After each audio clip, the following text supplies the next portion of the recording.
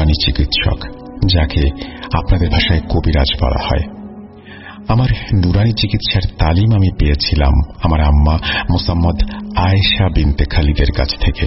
ছোটবেলা থেকেই আমার আম্মাকে দেখতাম মানুষের উপকার করতে, যার বিনিময়ে উনি টাকা পয়সা না নিয়ে চাল ডাল ও শাকসবজি নিয়ে থাকতেন। আমার আব্বা আল্লাহর ডাকে ওনার দরবারে সাড়া দিয়েছিলেন যখন আমার বয়স 3 বছর। আব্বা কি কেমন হয় আমি জানতাম না। আমার আম্মা একজন কোরআনে হাফেজাও ছিলেন, আলহামদুলিল্লাহ। আমার বয়স যখন 13 বছর, তখন একদিন আমার আম্মা আমার কাছে একটা কথা বললেন, শমশের বাবা, তোরে আমি কিছু শিখাইতে চাই রে। মনে কর এইটা তোর মায়ের একটা অনুরোধ। আমি যেই পথে চলতেছি বাবা, সেই পথে মানুষের অনেক দোয়া পাবি তুই। তোরে তৈরি করতে পারলে আমি শান্তিতে মরতে পারুম বাপ। আমি মুখে আমার আম্মার কথার কোনো উত্তর না দিয়ে হ্যাঁ বোধক মাথা নাড়ি। এই নুরানি তালিম যে আমি নিতে চাইনি এমন না। আমি অনেক আগে থেকেই ভেবে রেখেছিলাম যে আমি এই তালিম অবশ্যই নেব এবং মানুষের উপকার করব। কিন্তু আমি এটা জানতাম না যে আমার আম্মা আমাকে কেন এই বিদ্যার তালিম দিতে চেয়েছিলেন।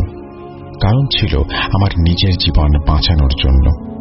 কি এমন আছে বা ছিল যা আমার জীবনের পেছনে পড়েছিল? কি এমন শক্তি যার সম্পর্কে আমি সেদিনের আগে কিছুই জানতাম না? সেসব কথায় না হয় পরে যাই। আমার আম্মার কাছে আমার তালিম শুরু হলো। আমার আম্মু শুরুতে আমাকে ছোটখাটো কিছু দোয়া শিখিয়ে দিতেন, আর প্রতিটা দোয়ার ওপর আলাদা আলাদা আমলের মাসালা দিয়ে আমাকে তালিম দিতেন। আস্তে আস্তে বড় বড় আমল আর কাজ শেখা শুরু হয় আমার। আমার মনে আছে আজও, সেদিন সন্ধ্যায় আমার আম্মা আমার কাছে এসে বললেন, শমশের, তুই যে এতদিন তালিম নিলি, আজ তার একটা পরীক্ষা দিবি। কোনো প্রশ্ন করবি না, আমি যা বলবো শুধু তাই করবি। এই পরীক্ষায় আমাকে বুঝিয়ে দেবে যে তুই পারবি কিনা। বল, রাজি? আমি আম্মাকে জানাই যে হ্যাঁ, আমি রাজি।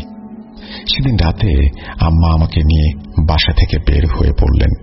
যদিও আমার আম্মাকে আমি কখনো বাসা থেকে বের হতে দেখিনি, উনি কেন কখনোই বাসা থেকে বের হতেন না সেই বিষয়ে আমার কোনো আইডিয়া নেই। যাই হোক, সেদিন রাতে বের হয়ে আমরা ভ্যানে করে একটা বাঁশঝাড়ের সামনে এসে উপস্থিত হলাম। আগে থেকেই সেখানে একজন মধ্যবয়স্ক ব্যক্তি উপস্থিত ছিলেন। উনি আমার আম্মাকে দেখে বললেন, আম্মা যান, কাজ শেষ, এখন আপনার কাজ শুরু করুন। এই বলে উনি আম্মার হাতে একটা বড় বোয়াল মাছ ধরিয়ে দিলেন, যেই মাছটার কানকোর দুই পাশে মোট 7টা তাবিজ বাঁধা। মাছটার গলাটা শুধুমাত্র কাটা ছিল, আর কোথাও কোনো ক্ষত ছিল না। আমার আম্মা আমাকে একটা দোয়া পড়তে বললেন, যে দোয়াটা মোটামুটি প্রায় সব জিন ঘটিত সমস্যায় কাজে লাগে। উনি এরপর সেই মধ্যবয়স্ক ব্যক্তিটাকে দিয়ে চক দিয়ে বড় একটা বৃত্তের ঘের বানিয়ে সেখানে বসলেন। উনি আমাকে সেই ঘেরের এক প্রান্তে বসতে বললেন। আমার কাজ কি হবে এই প্রশ্নটা আমি আম্মাকে করলে আমার আম্মার ঠোঁটে আঙুল দিয়ে বললেন, কোনো কথা না, আমি যখন যা বলবো শুধু তাই করবি, এর বাইরে কোনো কথা না। আমি চুপ হয়ে গেলাম। এরপর আমার আম্মা আসনে বসলেন। আমরা সবাই চোখ বন্ধ করলাম। প্রায় 30 থেকে 40 মিনিট আসন করেছিলেন উনি। আসনের সময় যখন 20-25 মিনিট পার হয়, চারপাশে এত পরিমাণ শেয়াল আর কাকের ডাক শুরু হয় যা শুনে আমার শির দাঁড়া দিয়ে ঠান্ডা বাতাস বয়ে যেতে লাগলো। শীতকাল ছিল তখন, তবুও আমার কপালে বিন্দু বিন্দু ঘাম। কাজ শেখাটা আসলেই বড় কিছু না, কাজ করাটা যে কঠিন সেটাই আমি যেন আজ অক্ষরে অক্ষরে উপলব্ধি করতে পারছিলাম। হঠাৎ আমার আম্মা ধমকের সুরে চুপ বলে উঠলেন। উনি চুপ বলার সাথে সাথে আশেপাশের সব আওয়াজ যেন থেমে গেল। একেবারে শুনশান নীরবতা। আম্মা আমার হাতে বোয়াল মাছটা দিয়ে বললেন, বাবা, এখন তোর পরীক্ষা। এই মাছটা নিয়ে সামনের দিকে হাঁটতে থাক। বাঁশঝাড়ের শেষের 3 রাস্তার মোড়ে এই মাছটা রাখবি। এরপর অপেক্ষা করবি, কিছুক্ষণ পর দেখবি একটা পাখি আসবে। ও বিচার করবে তুই তৈরি কিনা বা তুই পারবি কিনা। সে তোর কাছ থেকে যদি মাছ নেয় তবে তোকে সে কিছু উপহার দেবে, আর যদি মাছ না নেয় তবে সেখানেই সে তোকে মেরে ফেলবে, তোর কোনো অপশন নেই। আমার আম্মুর মুখে এরকম কথা শুনে আমার গলা শুকিয়ে যেন কাঠ হয়ে গেল। আমি একান্তে ভাবতে লাগলাম যে আম্মা বলেন কি এসব? নিজের ছেলেকে কেউ এভাবে মৃত্যুর মুখে ঠেলে দেয়? তবুও আম্মার এই কাজের পেছনে অবশ্যই বড় কোনো কারণ আছে ভেবে আমি আম্মার সিদ্ধান্তকে সম্মান জানালাম। হঠাৎ আমার মাথায় একটা বিষয় আঘাত করল। আম্মা আসন করার সময় ওনার সাথে সেই মধ্যবয়স্ক ব্যক্তিটি আম্মার বানানো বৃত্তের ভেতরেই ছিলেন, কিন্তু আমি চোখ খোলার পর সেই ব্যক্তিকে আর দেখতে পেলাম না। যেহেতু আমার প্রশ্ন করা বারণ ছিল, সেহেতু আমি আম্মাকে কিছুই জিজ্ঞেস করিনি। আম্মার কথা মতো আমি সেই লম্বা বাঁশঝাড়ের লম্বা পথ ধরে হাঁটতে লাগলাম। আমি খেয়াল করলাম আমার মাথার উপর দিয়ে একটা কাক আমাকে অনুসরণ করছে।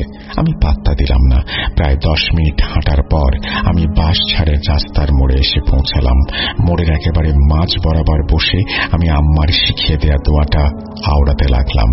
2-3 মিনিট পরেই বাঁশঝাড়ের ওপর থেকে দমকা বাতাসের গর্জন ভেসে আসতে লাগলো। আমি ওপরের দিকে তাকাতেই আমার চোখ ছানা বড়া বিশাল আকৃতির একটা কাকাতুয়া পাখি এসে আমার সামনে দাঁড়ালো। পাখিটা এত বিশাল ছিল যে আমাকে যেন সে এক থাবাতে বা এক ঠোকরে মেরে ফেলার ক্ষমতা রাখে। আমি তবুও ভয়কে পাত্তা না দিয়ে পাখিটির চোখে চোখ রাখলাম। 2-3 মিনিট পাখিটি আমার চারপাশে ঘুরতে থাকলো। কিছুক্ষণ পর দেখলাম আমার মাথার উপরের কাকটা এসে পাখিটার এক পাশে দাঁড়িয়ে গেল।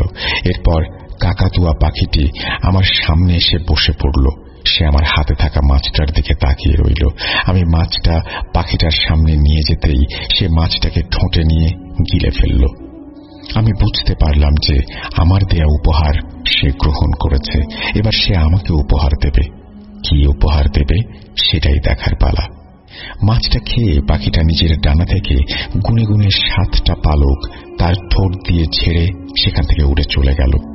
আমি পালকগুলো নিয়ে আম্মার কাছে ফিরে আসার জন্য রওনা দিলাম।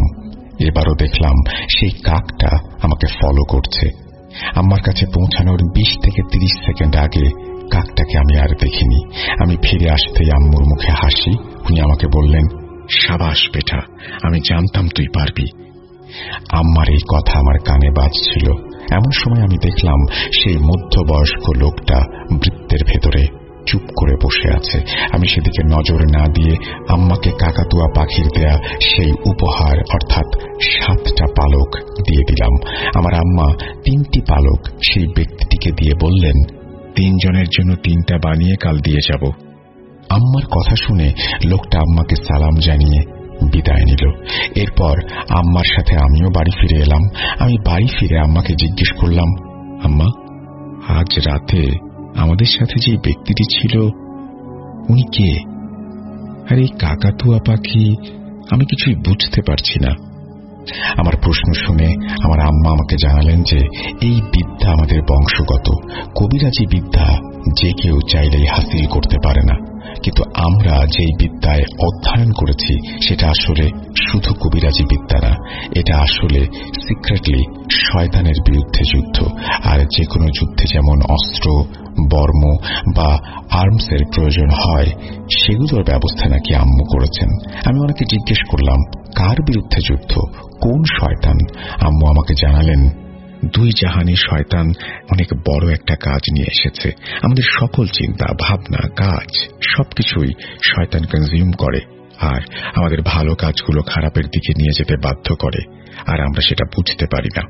আমাদের মাঝে কেউ কি হলপ করে বলতে পারবে যে সে কখনো পাপ করেনি আর যাই করেছে সব ঠিক করেছে? কেউ পারবে না। আমাদের এই যুদ্ধ কোনো নির্দিষ্ট গোত্রের শয়তানের বিরুদ্ধে না, বরং শুধুমাত্র শয়তানের বিরুদ্ধে। আম্মুর কথা শুনে আমার মনের ভেতরে এক ভয়াবহ শূন্যতা ভর করল। আমি আম্মুকে জিজ্ঞেস করলাম যে এই কাকতারুয়া পাখিটি যে শুধুমাত্র একটা পাখি না সেটা আমি জানি, কিন্তু ওই ব্যক্তিটিকে? আম্মু বললেন, সময় হলে জানাবেন। সেদিন থেকে ঠিক 7 দিন পর রাতের বেলা আমিও আমার আম্মু ঘুমাচ্ছিলাম।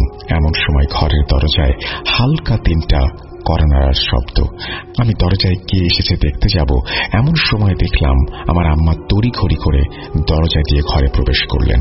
হঠাৎ পেছন থেকে কেউ একজন আম্মুকে বললেন, দাঁড়াও খুকি, তুমি সবাইকে রক্ষা করতে পারবে না। কিছু যুদ্ধ যোদ্ধাকে নিজের লড়তে হবে, শহীদ হয়ে যেতে হতে পারে যদি প্রয়োজন হয়। তুমি নিজেকে নিয়ে ভাবো খুকি, আল্লাহ বাকিদের সহায় হবেন। আমিন। আমার আম্মু কিছু না বলে ঘরের ভেতর চলে গেলেন। আমি আম্মুর ঘরের দিকে দরজায় কড়া নাড়তেই দেখলাম আম্মু নিজেকে সামলে নিচ্ছেন, চোখের পানি মুছছেন। আমাকে দেখে উনি বললেন, বেটা, আমি চেয়েছিলাম সবাইকে রক্ষা করতে, হয়তো পারবো না, কুদরতের হয়তো এটাই মর্জি। আমি আমার আম্মাকে অনেকবার প্রশ্ন করেছি এই কথার মানে কি, বুঝিয়ে বলুন, কিন্তু উনি আমাকে কিছুই বলতেন না। উনি শুধু একটা কথাই বলতেন যে তুমি যুদ্ধ বেছে নিতে পারবে না, যুদ্ধ তোমাকে খুঁজে নেবে। যখন নেবে তখন দুর্বল হয়েও না, সামনে যেই থাকুক তোমাকে লড়তে হবে। আম্মাকে আমি এরপর আর কিছুই বলতাম না। এভাবে আমার দিনগুলো কাটতে লাগলো। আমি শিখতে থাকলাম। অবশেষে যখন আমার বয়স 26 বছর হলো, তখন আম্মা আমাকে নিজের পছন্দে এক মহতরমার সাথে বিবাহ দিলেন। আমার স্ত্রীর নাম ছিল ফাতিমা। বিবাহের পর আমার বিদ্যার অধ্যয়নে আমি সময় কম দিতে থাকলাম। আস্তে আস্তে আসলে সময় পেতাম না। আমরা নুরানি বিদ্যায় অধ্যয়নরত থাকলেও আমাদের মূল কাজ ছিল কৃষিকাজ। সন্ধ্যেবেলা বাড়ি ফিরে আম্মার সেবা যত্ন করে স্ত্রীর সাথে সাংসারিক নানান কথায় কথায় আমার সময় আর থাকত না। এর মাঝে নানান সময়ে নানান জায়গা থেকে রোগী আসত, কখনো কালো জাদুর রোগী, কখনো নজর বা আশেক জিনের সমস্যা। আমি তোমাকে আমার সেসব কর্মের বর্ণনা দেব না, কারণ আজ আমি তোমাকে আমার জীবনী শোনাচ্ছি। তবে যেসব কাজ আমি করেছি তার মাঝে কিছু কিছু কাজ আমাকে যেন আমার চরম কঠিন মুহূর্তের দিকে নিয়ে যাচ্ছিল। সেসব কথা থাক। তখন আমার বয়স 35। আমার আম্মা একেবারে বৃদ্ধ হয়ে গেছেন। আমার ঘরে আল্লাহর রহমতে একটা মেয়ে সন্তান এসেছে, কিন্তু এর জন্য আমাকে একটা মূল্য দিতে হয়েছে, আমার ফাতেমা। জন্মদান সংক্রান্ত জটিলতায় আমার মেয়ে রহিমাকে জন্ম দেওয়ার সময় আমার ফাতেমা আল্লাহর ডাকে সাড়া দিয়ে চলে গেছে। মেয়েটার বয়স 7 বছর। আমার আম্মা আমাকে বলতেন আমি যেন আরো একটা বিয়ে করি, কিন্তু আমার মন কখনো আমাকে সায় দিত না, তাই আমি বিয়ের কথা আর ভাবতে পারিনি কখনো। এবার আসি মূল ঘটনায়। সেদিন বিকেলে আমি জমিতে হঠাৎ দেখলাম দূর থেকে আমার মেয়েটা দৌড়ে এসে আমাকে ডাকছে। আমি ওকে শান্ত করে আমার পাশে বসাতে এসে বলল, আব্বা, খান সাহেব এসেছেন, ওনার বাসায় নাকি কি সমস্যা, আপনাকে খুঁজছেন। খান সাহেব হলেন আমাদের গ্রাম প্রধান আব্দুল্লাহ ইবনে খান। ওনাকে সম্মান করে আমরা খান সাহেব বলেই ডাকতাম। আমি আমার চাষের কাজের জিনিসপত্র গুছিয়ে বাড়ি ফিরে দেখলাম খান সাহেব উঠোনের পাঁজায় বসে আছেন। আমাকে দেখে উনি বললেন, শমশের, তোমাকে যে আমার বাড়িতে যেতে হবে। তোমার বোন অর্থাৎ আমার মেয়ে বাড়ির পেছনের সুপারি গাছের উপরে উঠে বসে আছে, সবাইকে গালাগাল করছে, ওঝার কথা বলছে। আমি ওনাকে জিজ্ঞেস করলাম কবে থেকে এমন সমস্যা। উনি বললেন প্রায় 2 মাস। আমি ওনার সাথে ওনাদের বাড়িতে উপস্থিত হলাম। আমার কাজ করার তরিকা ছিল জিনের মাধ্যমে, যাদের আমি পেয়েছিলাম আমার মরহুম আব্বার কাছ থেকে। কিভাবে পেয়েছিলাম সেসব আরেক কথা, অন্যদিন বলা যাবে। আপাতত আজকের ঘটনাটি বলি। আমি ওনাদের বাড়িতে ঢোকার সাথে সাথেই আমার সহচর জিনের মাধ্যমে জানতে পারি যে খান সাহেবের সম্মানহানি করতেই নাকি ওনার প্রতিপক্ষ খান সাহেবের মেয়ের ওপর কালো জাদু করেছে। আমি আমার নুরানি বিদ্যা কাজে লাগানো শুরু করি।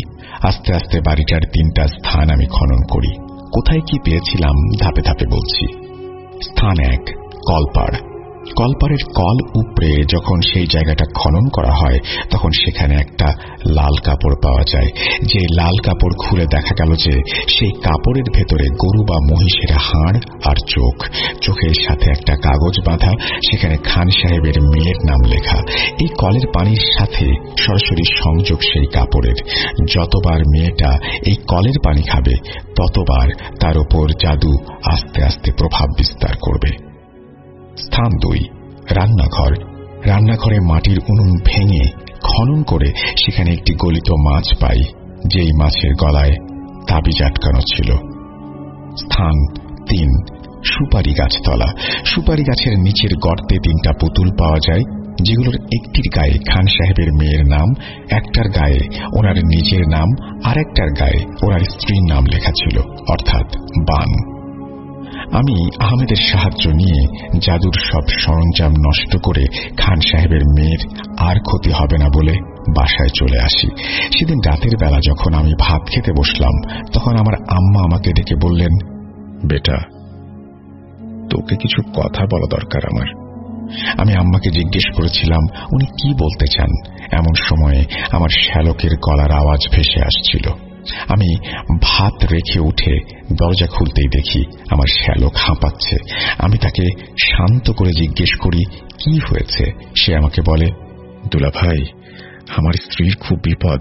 10 থেকে 15 দিন ধরে অসুস্থ, বিছানায় পড়ে আছে, কিন্তু আজ সন্ধ্যা থেকে তার শরীরে পচন ধরেছে, মাংস থেকে দুর্গন্ধ বের হচ্ছে, কিন্তু শরীরে কোনো ক্ষত নেই। সন্ধ্যাবেলা সে আমাকে আর আমার বাচ্চাটিকে বটি দিয়ে মারতে আসছিল। ওকে বিছানার সাথে বেঁধে দরজা তালা দিয়ে আমি আপনার কাছে এসেছি। দয়া করে এক্ষুনি চলুন। আমি আমার শ্যালকের কথা শুনে জিনিসপত্র নিয়ে রওনা হতে যাব, এমন সময় আমার আম্মা আমার সামনে এসে চোখে পানি নিয়ে বললেন, শমশের বেটা, সাবধানে যাস আর নিজের বিদ্যা আল্লাহর নূর দিয়ে রক্ষা করিস। এই বলে আমার আম্মা নিজের গলা থেকে একটা তাবিজ খুলে আমার গলায় পরিয়ে দিলেন আর বললেন, এটা কখনো খুলবি না, আমার ভুলের খেসারত যেন তোকে দিতে না হয়। আম্মার কথার আগা মাথা আমি কিছুই বুঝতে পারলাম না, কিন্তু ওনাকে আমি কিছু জিজ্ঞেস করব এমন সময় আমার হাতে ছিল না। আমি আমার শ্যালকের সাথে বের হয়ে পড়লাম তার স্ত্রীকে দেখার জন্য। ওনার বাড়িতে পৌঁছালে আমি দেখলাম বাড়ির প্রতিটা সদস্য যেন ভয়ে একেবারে হাল ছেড়ে দিয়েছে। আমি শ্যালককে বললাম, তোমার স্ত্রীর কামরা কোনটা? আমাকে নিয়ে চলো। সে আমাকে ঘরের ভেতর নিয়ে যাচ্ছিল।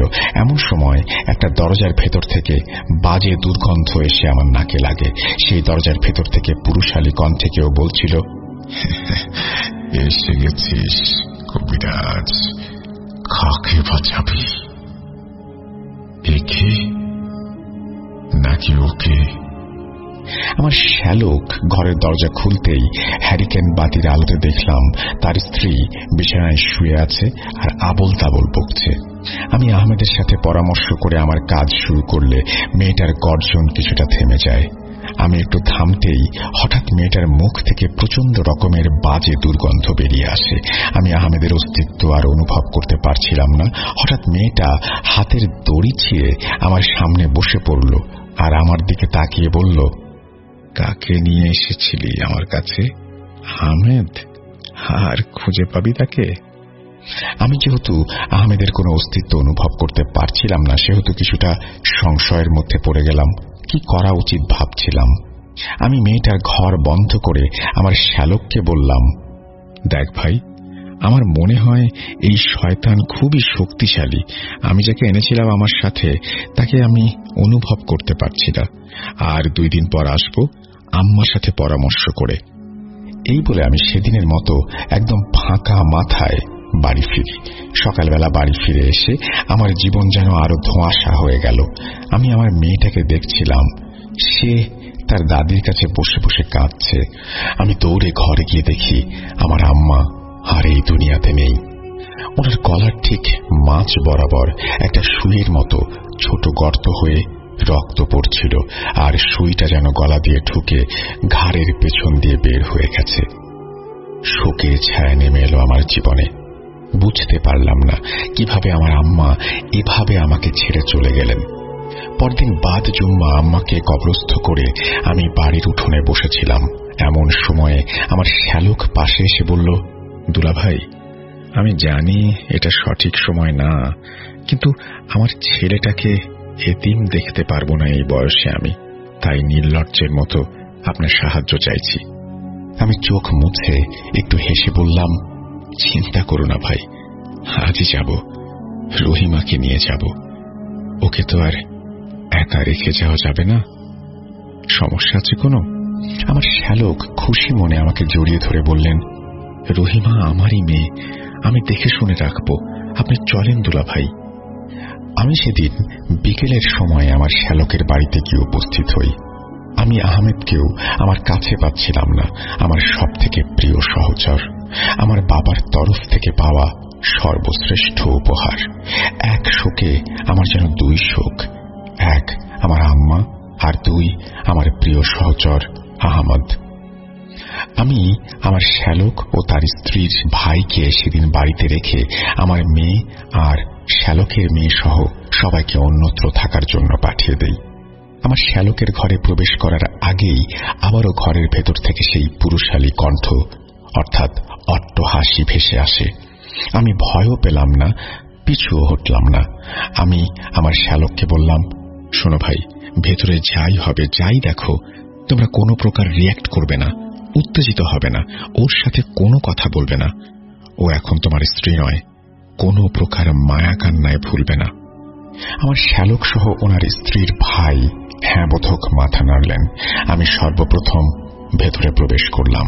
আমি আমার আম্মার দেয়া পুরাতন নুরানি জাদুবিদ্যার কিতাব বের করে আমার জানা কঠিনতম আয়াত পড়তে শুরু করলাম। মেয়েটা নিজের হাত হাঁটুর উপরে দিয়ে রাজরানীর মতন করে বসে আমাকে বলল, করে নে, যত পারিস করে নে চেষ্টা, আমি দেখতে চাই তুই কতটুকু পারদর্শী হয়েছিস। আমি এরপর আমার হাতে থাকা গামছা দিয়ে মেয়েটার মুখ বেঁধে বললাম, একদম চুপ। এরপর আমি আমার আয়াত পড়া বাড়িয়ে দিলাম। মেয়েটা কিছুটা কষ্ট পেতে লাগলো। আমি সরিষার তেল পুড়িয়ে ওর কনিষ্ঠতম আঙুল চেপে ধরলাম। সে আমাকে একটা ঝাড়া দিয়ে ফেলে দিল। আমি আয়াতের জোর বাড়িয়ে বজ্রকণ্ঠে বললাম, আল্লাহর কসম, শয়তান তোর পরিচয় প্রকাশ কর, অন্ধকারের নিকৃষ্ট জীব, কি নাম তোর বল। আশ্চর্যজনকভাবে তার মুখ গামছা দিয়ে বাঁধা থাকলেও সে একেবারে স্পষ্ট করে কথা বলছিল। সেই কর্কশ কণ্ঠ এবার গর্জে উঠল, শমশের, তোর মা রাতের বেলা তোকে একটা রহস্য বলতে চেয়েছিল না? আমি সেই রহস্য। তুই আমাকে খুঁজে নিসনি, আমি তোর কাছে ধরা দিয়েছি। হাসরাতিন নাম মনে রাখিস। নিজে ইচ্ছায় বললাম, 15 দিন পর আমি তোকেও তোর মায়ের কাছে নিয়ে যাব, দেখি তুই কি করতে পারিস। আমি বেরিয়ে পড়লাম রোগীর কক্ষ থেকে। আমার কানে এখনো ভাসছে একটু আগে ঘটে যাওয়া ঘটনাটি। আমার মৃত আম্মা, যিনি আমাকে তালিম দিয়েছিলেন নুরানি বিদ্যার, উনি মৃত্যুর আগে আমাকে কিছু বলতে চেয়েছিলেন। ভাগ্যের ফেরে সেদিন আমি রাতে বাড়িতে ছিলাম না। পরদিন সকালে বাড়ি ফিরে আম্মার প্রাণহীন শরীর দেখে আমি তখনও বুঝতে পারিনি যে কেন আজ আমার আম্মা এই দুনিয়াতে নেই। হাসরাতিন, এবার আমার পালা।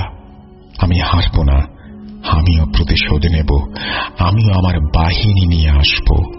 আমার মৃত্যু তো হবেই জানি। যে রোগের দানা আমার ভেতরে বাসা বেঁধেছে সেটা তো তোরই কর্ম। আমি যাব, কিন্তু তোকে নিয়ে যাব ইনশাআল্লাহ। এবার আমার সহচর যে বা যারাই আছে সবাইকে ডাকার চেষ্টা করলাম। যাদেরও সাড়া পেলাম তাদের নিয়ে আবার রুমের ভেতরে প্রবেশ করলাম।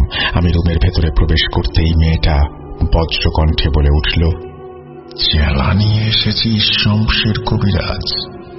শোন, তোকে একটা গল্প বলি। এই কথা বলার পর সে আমাকে তার উদ্দেশ্য ও আমার আম্মার না বলা কথাগুলো বিস্তারিতভাবে উপস্থাপন করতে শুরু করল। বলছে, হাসরাতিন, সব দোষ তোর শমশের। তুই জন্ম না নিলে এত কিছু হতো না। আমি হাসরাতিন ছিলাম তোর বাবার আহমদ, সব থেকে প্রিয় সহচর। কিন্তু তুই যখন তোর মায়ের গর্ভে এলি তখন তোর বাবা যেন মহান হয়ে গেল। তোর বাবা পীর ছিল বলে ভাবিস তুই? সে ক্ষমতা হাসিলের জন্য কালো জাদুর আশ্রয় নিত। সে তার কাজের জন্য নানান ধরনের নাপাক জিনিস সংগ্রহ করত। আমি যা চাইতাম তাই দিয়ে আমার শক্তি বৃদ্ধি করতেও সাহায্য করত। কিন্তু তুই তোর মায়ের গর্ভে আসার পর তোর বাবা প্রতিজ্ঞা করে যে সে আর খারাপ কাজ করবে না, আর নিজের অন্যায়ের জন্য তওবা করবে আল্লাহর কাছে। এদিকে আমার এত বছরের শ্রেষ্ঠ হবার আশাও মরে যেতে শুরু করলো। তোর বাবাকে আমি অনেকবার বলেছি কালো জাদুর কাজ আবার শুরু করতে, কিন্তু সে আমার কথা শোনেনি। এই ঘটনা তোর বুড়ি মা কিন্তু জানত না। একদিন রাতের বেলা আমার সাথে তোর বাবার বাক বিতণ্ডা হয় কাজ নিয়ে। তখন সে আমাকে বলেছিল যে সে তার এই অপকর্ম তার স্ত্রীর কাছে স্বীকার করে অনুতাপ করতে চায়। কিন্তু আমার প্ল্যানের মধ্যে তো তোর মায়ের এত কিছু জানার কথাটা ছিল না। তাই সেদিন রাতেই তোর বাবার হৃৎপিণ্ড চেপে ধরে মেরে ফেলেছিলাম আমি। আর এত বছর ধরে তোর মায়ের সাথে আমি সহচর হিসেবে আছি। কি বুঝতে পারলি না? মানে মনে নেই সেই কাকাতুয়া পাখির কথা? তোর মায়ের সাথে গিয়েছিল জানিস সেদিন? আমি সুযোগের অপেক্ষায় ছিলাম সেই কাকতাড়ুয়ার পালক হাসিল করার জন্য। 7টা পালক হাসিল করতে পারলেই আমি আমার শক্তির চরমে পৌঁছাতাম। জানিস ওই পাখিটিকে? ওই পাখিটি হচ্ছে বারজাখি পাখি। ওরাও এক প্রকার জিন। আল্লাহর আদেশে আসমান ও পাতালের সীমান্ত রক্ষা করার জিন ওরা। ওদের 7টা পালক আমি পেয়ে গেলে আমি ওদের দিয়ে যা ইচ্ছা তাই করাতে পারতাম। কিন্তু তোর মা 3টা পালক আমাকে দিয়ে 4টা নিজের কাছে রেখে দিল। আমি সেদিন তোর মাকে কিছুই করতে পারিনি সেই বারজাখি পাখির জন্য। আমাকে 3টা পালক দিয়ে সে 3টা তাবিজ বানিয়ে দিতে বলল। আমি দিলাম 1টা। তোর মাকে এই বলে ধোঁকা দিলাম যে দাঁড়াও খুকি, তুমি সবাইকে রক্ষা করতে পারবে না। কিছু যোদ্ধাকে নিজের লড়তে হয়, শহীদ হয়ে যেতে হয় যদি প্রয়োজন পড়ে। তুমি নিজেকে নিয়ে ভাবো খুকি, আল্লাহ বাকিদের সহায় হবেন। আর তোর বোকা নুরানি কবিরাজ মাও ধোকায় পড়ে গেল। কি সহজ তাই না মানুষকে ধোকা দেয়া? আর তোরা সৃষ্টির শ্রেষ্ঠ জীব। তোর মায়ের কাছে থাকা 4টা পালক আমি কাল তোর মাকে মেরে ছিনিয়ে নিয়েছি। বেচারির খুব কষ্ট হচ্ছিল, তাই পালকের শুরু দণ্ডটাই তার গলায় ঢুকিয়ে দিয়েছি। এবার তোর পালা, তুই মরে গিয়ে আমাকে এই পালক দিয়ে যাবি। হাসরাতিনের এই কথা শুনে আমি আমার মা বাবার হত্যাকারী এই ধোঁকাবাজ শয়তানকে বললাম, তুই মনে হয় ভুলে গেছিস যে আমার আম্মা আমাকে যেদিন এই তাবিজ দেয় সেদিন উনি বলেছিলেন যে এই তাবিজ আমার কাছে থাকলে তুই আমার কিছুই করতে পারবি না। আমার কথা শুনে হাসরাতিন বলল, ও হ্যাঁ, আমি জানি আমি পারবো না, কিন্তু সে পারবে। ওর কথাটা শেষ হতেই মেয়েটা অজ্ঞান হয়ে গেল। কিছুক্ষণ পর মেয়েটা কাঁদতে কাঁদতে আমাকে শুধু বলল, শামশের ভাই, আমি আহমদ, আমাকে আটকে রেখে সে আপনার তাবিজটাকে নিয়ে যেতে চাইছে। আপনার সাথে যারাই এসেছেন সবাই বন্দী হওয়ার মুখে। আপনার আম্মার বিদ্যা মনে করুন, আয়াতটা মনে করুন। ওর কথা শেষ হবার আগেই মেয়েটা এক হাত দিয়ে আমার গলায় চাপ দিয়ে ধরল। আমি প্রচন্ড কষ্ট পাচ্ছিলাম দেখে আমার শ্যালক আমাকে এসে ছাড়িয়ে নিল। আমি আমার শ্যালককে বললাম, ভাই বের হও, একটাই উপায় আছে, আমার সাথে চলো, ঘরে তালা দিয়ে জলদি। আমি আমার শ্যালককে নিয়ে সেই বাঁশ ছেড়ে চলে এলাম যেখানে বারজাখি কাকাতুয়ার দেখা পেয়েছিলাম। আসার সময় মাছ না পেয়ে আমার শ্যালকের খোপ থেকেই একটা বড় সোনালী মোড়ক নিয়ে চলে এলাম। আমার আম্মার শেখানো কথাগুলো আমার কানে বাজছিল। বেটা, যখন কোনো কুল কিনারা পাবি না তখন কাকতাড়ুয়ার এই বিদ্যাটা প্রয়োগ করবি, সে আসবেই তোকে সাহায্য করতে। আমি বৃত্ত এঁকে 20-30 মিনিট আসন করে আমার শ্যালক আর তার স্ত্রীর ভাইকে নিয়ে বাঁশঝাড়ের সামনে 3 রাস্তার মোড়ে চলে এলাম। মোরগটাকে বেঁধে রাখার 5-7 মিনিট পর ঝড়ের বেগে ডানা ঝাপটে সেই কাকাতুয়া পাখি এসে উপস্থিত হলো। আমি তার সামনে মোরগটা নিয়ে ধরে তাকে বললাম, আসসালামু আলাইকুম বারজাখি পাখি, আপনার জন্য আনা এই খাবার গ্রহণ করুন, আপনার দেয়া পালকগুলো নিয়ে যান। আমার কোনো উপহার চাই না, আমি কিছুই চাই না। এই আমার কাছে থাকা তাবিজে আপনার পালক, বাকি 6টা শয়তান হাসরাতিনের কাছে আছে, দয়া করে ফিরিয়ে নিন, না হলে আপনাদেরই ক্ষতি। আমার কথা শেষ হওয়ার সাথে সাথে বারজাখি পাখিটি চিৎকার দিয়ে মোরগটাকে ঠোঁটে নিয়ে খেয়ে ফেলল। আমি আমার গলার তাবিজ তাকে খুলে দিলাম, সাথে সাথে সে তাবিজটা ঠোঁটে নিয়ে কামড় দিয়ে ভেঙে ফেলল আর পালকটা বের করে ঠোঁট দিয়ে নিজের পাখায় রেখে দিল। এরপর প্রচন্ড ক্রোধে সে সেখান থেকে চলে গেল। কাজ শেষ করে যখন আমরা আমার শ্যালকের বাড়িতে পৌঁছালাম তখন দেখলাম যে সম্পূর্ণ বাসাটা যেন এক প্রলয়ঙ্কারী ঝড়ের রোশনালে পড়ে ওলট পালট হয়ে গেছে। আমার শ্যালকের স্ত্রী মেঝেতে বেহুশ হয়ে পড়েছিল, তার হাতের শিকল খুলে আমরা তাকে পানি খাইয়ে জ্ঞান ফেরালাম। সে একেবারে স্বাভাবিক, আলহামদুলিল্লাহ। মেয়েটা জ্ঞান ফিরতে আমাকে বলল, ভাইজান, হাসরাতিন আপনার পেছন ছাড়বে না, ও বদলা নেবে, সাবধানে থাকবেন। এই বলে সে আমার হাতে একটা তাবিজ ধরিয়ে দিল, সেই তাবিজ যা আমি সেই বারজাখি পাখির কাছে ফিরিয়ে দিয়েছিলাম। আমি এরপর থেকে একা বসবাস করি, দেশ থেকে দেশান্তরে ঘুরে বেড়াই, যেন আমার মেয়ের কোনো ক্ষতি না হয়। আমার মেয়ে আজও তার মামার কাছে বড় হচ্ছে। সেদিনের পর থেকে আজ অবধি মতে উনি পাকিস্তানে পড়াশোনা করতেন, বিকন হাউস কলেজে, মানে ইন্টারন্যাশনাল স্কুল এন্ড কলেজে পড়াশোনা করতেন বিকন হাউসে। তো উনি বললেন কি যে এখন যদি ওনাকে কেউ দেখে তাহলে কোনোভাবেই বলতে পারবে না যে উনি বেকন হাউসে পড়াশোনা করেছেন। এখন ওনাকে দেখলে হয়তো বা মনে হবে কোনো মসজিদের মোল্লা বা মৌলবি, কোনো কিছু একটা মনে হবে। তো উনি আমাকে যেভাবে বললেন যে বেকন হাউসের যে এনভায়রনমেন্টটা ছিল সেটা এমন ছিল যে ছেলে বা মেয়ে দুজন একই সাথেই ওখানে পড়াশোনা করত এবং কারো উপরে কোনো রোক টোক ছিল না যে এই ছেলের সাথে মিশতে পারবে না, ওই ছেলের সাথে মিশতে পারবে না, বা এই মেয়ের সাথে কথা বলা যাবে না, বা ওই মেয়ের সাথে কথা বলা যাবে না, এরকম কোনো বাধ্যবাধকতা আসলে ছিল না। ছেলে মেয়ে সবাই একই সাথে পড়াশোনা করত এবং খুব ভালো ফ্রেন্ডশিপও থাকতো তাদের মাঝখানে। তো হোসেন ভাইদের ফ্যামিলি ছিল মোটামুটি ভালোই ধনী ফ্যামিলি, অনেক টাকা পয়সা ছিল ওনাদের। তো ওনাদের 8 জনের একটা গ্রুপ ছিল, ওখানে 4 জন মেয়ে ছিল আর 4 জন ছিল ছেলে। তো ওনাদের একটা অভ্যাস ছিল, যে কথাটা উনি আমাকে বললেন যে ওনাদের নেশা করার খুব একটা অভ্যাস ছিল এই টাইমে। তো উনি আমাকে ঘটনা বলার সময় বলেছেন যে এই ঘটনাটা এই কারণে ওনার বলা যেন বর্তমান যুগের যে যুব সমাজ আছে ওনারা যেন এই ঘটনা থেকে কিছুটা হলেও শিক্ষা নেয়। তো যাই হোক, ওনারা সন্ধ্যার পরে যে কোনো একটা ক্যাফেতে, ওনাদের পরিচিত ক্যাফেতে বসে নেশা দ্রব্য আর কি ব্যবহার করতেন। তো ওনারা যারা 8 জন বন্ধু ছিলেন ওনারা একই ক্লাসেই ছিলেন। ওনাদের মোটামুটি মাধ্যমিক পরীক্ষা যখন শেষ হয়, তো পরীক্ষা শেষ হওয়ার পরে ওনারা চিন্তা করেন যে কোনো একটা জায়গায় ওনারা ঘুরতে যাবেন। তো কোথায় ঘুরতে যাবেন এই চিন্তা যখন শুরু হলো তখন ওনাদের মাঝখানে একটাই প্রস্তাব এলো যে ওনারা যাবেন পাকিস্তানের নারায়ণ খাগান নামের একটা জায়গায়। খুবই সুন্দর একটা জায়গা শুনেছি সেখানে।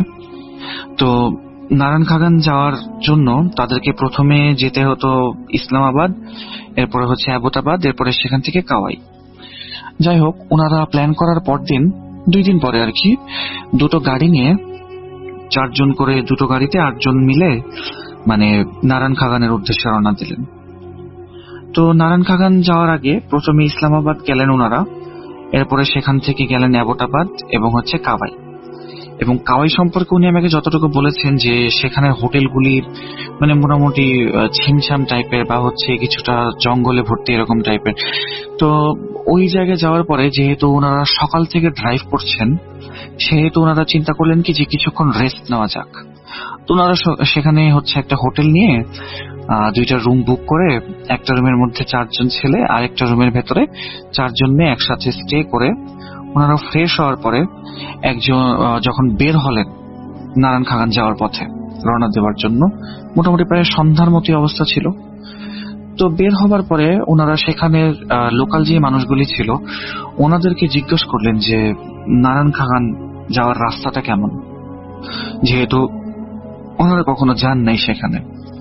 তো একজন ড্রাই ফ্রুট সেলার ওনাকে বললেন কি যে ভাই আপনারা নারায়ণ খাগান যাবেন, আপনারা কি শোগ্রান গিয়েছেন কখনো?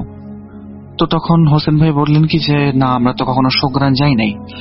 উনি তখন শোগ্রানের সেই মানে ড্রাই ফ্রুট সেলারটা শোগ্রানের এত প্রশংসা করেন যে হোসেন ভাই বা তার যে বন্ধু বান্ধবরা ছিল ওনারা কেউ মানা করতে পারেননি।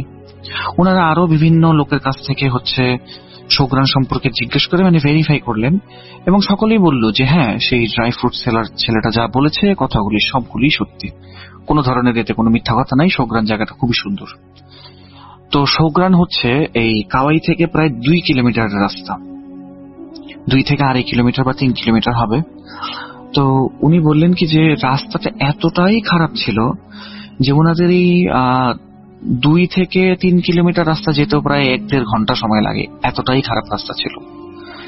তো ফাইনালি রাতে ওনারা পৌঁছে যান হচ্ছে শোগ্রানে পৌঁছে একটা প্রথমেই যে হোটেলটা দেখে ওনারা, সেই হোটেল দেখে ওনার তো আসলে চোখ ছানা বড়া। এত সুন্দর হোটেল, এত সুন্দর লাইটিং, আর হোটেলের সামনে একটা বেসমেন্টের মতো একটা জায়গা আছে, সেখানে 2টা রুম আছে। রুমের সামনে খুবই সুন্দর করে লাইটিং করা, আর রুমের পেছনের দিকটা কিছুটা জঙ্গল টাইপের হলেও মানে কিছুটা ভীতিকর জায়গার মতো দেখা যায়, কিন্তু সামনের দিকটা সুন্দর লাইটিং করা 2টা রুমের সামনের দিকটা।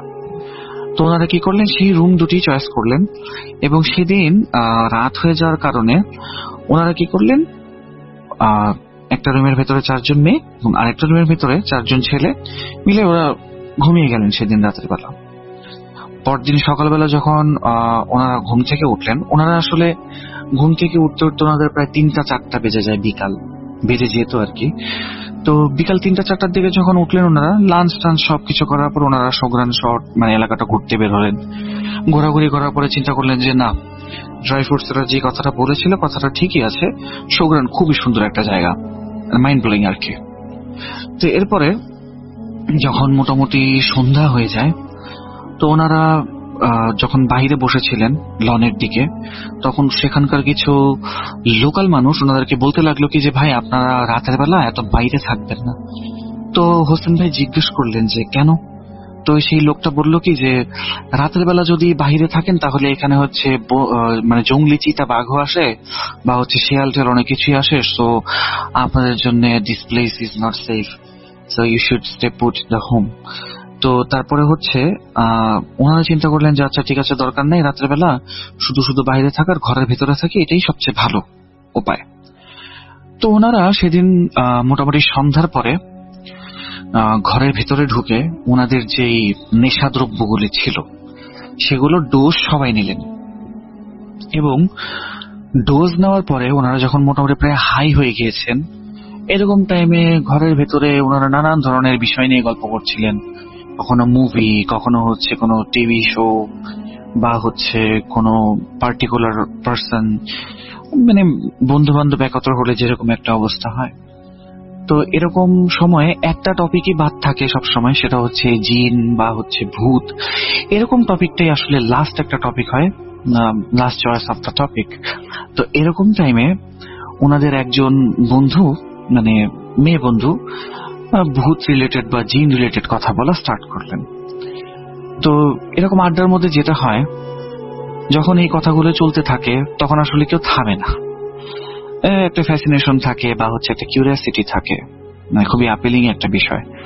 তো এমন সময় ওনারা যখন কথা বলছেন তখন দূর থেকে শোনা যাচ্ছে শিয়াল ডাকছে বা কোনো পাখি ডাকছে। তো এরকম টাইমে মনে হচ্ছিল কি জিনিসগুলো আসলে ব্যাকগ্রাউন্ডে একটা মিউজিক দিচ্ছে বা ব্যাকগ্রাউন্ডে একটা স্কোর করছে, যেটার জন্য পরিবেশটা আরো ছিমছাম লাগছে। আর পেছনেই যেহেতু জঙ্গল ছিল সেহেতু পরিবেশটা কিছুটা ভীতিকরই ছিল। তো এরকম টাইমে কথা বলতে বলতে যখন জিন ভূতের কথা উঠছে তখন আসলে কেউ থামে না। কারণ কেউ যদি বলে যে হচ্ছে ভাই আর এগুলি কথা শুনতে ভালো লাগতেছে না, তখন অন্য বন্ধু হয়তো মজা করবে যে তুই তো আসলে ভীতু, আমাদের আসলে কোনো কিছু হয় না। তো সবাই নিজেকে ব্রেভ দেখানোর জন্য এই টপিকটা চালিয়ে যেতে লাগলো। তো মোটামুটি রাত 10টা 11টা 12টা এরকম বাজে। তখন ওনার একজন বন্ধু, একজন ছেলে ফ্রেন্ড আর কি, হোসেন ভাইয়ের ছেলে ফ্রেন্ড, উনি বললেন কি তোমরা কি জিন দেখবা? তো সবাই তো হচ্ছে মোটামুটি শকড যে জিন আবার দেখা যায় নাকি, বা দেখা গেলেও কিভাবে এটা সম্ভব।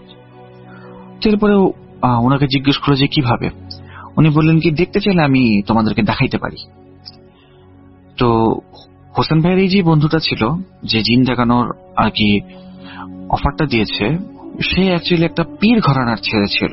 মানে তার পরিবার মোটামুটি পীর টাইপের লাইনের, বা হচ্ছে সেও মানে গলায় অনেক বা হাতে অনেক তাবিজ ধারণ করত। মানে এরকম বোঝা যেত যে জিন জাতি সম্পর্কে বা ভূত টুত সম্পর্কে ওনার ভালো নলেজ আছে।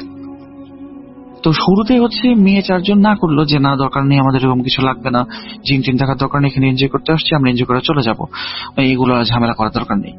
বাট ওই যে 4 জন ছেলে ওনারা আসলে নিজেদেরকে ব্রেভ দেখানোর জন্য সেই যে জিনের বিষয়টা মানে দেখার বিষয়টা সেটাতে হচ্ছে স্টিক থেকে গেলেন, তারা জিন দেখবে। তো যখন সবাই মিলে পরে মেয়েরা রাজি হলো, কিছু করার নেই, এখানের উপায় নাই যেহেতু। তো এরপরে ওনার যে পীর ধাঁচের যে বন্ধুটা আছে উনি নিজের ব্যাগটা খুললেন, এমন ভাবে ব্যাগটা খুললেন যেন সাপুরে তার মানে সাপ যেখানে থাকে একটা বাক্স, ও বাক্সটা খুলতেছে। তো ব্যাগটা খোলার পরে উনি দেখলেন কি সবাই যে উনি ব্যাগ থেকে মোমবাতি বের করছেন, চক বের করছেন, বোর্ড বের করছেন। তো হোসেন ভাই চিন্তা করলেন কি যে আরে ভাই আমরা ট্রাভেল করতে আসছি, এখানে ঘুরতে আসছি, এই ঘোরার জায়গার মধ্যে এই জিনিসগুলি আসলে কে নিয়ে আসে?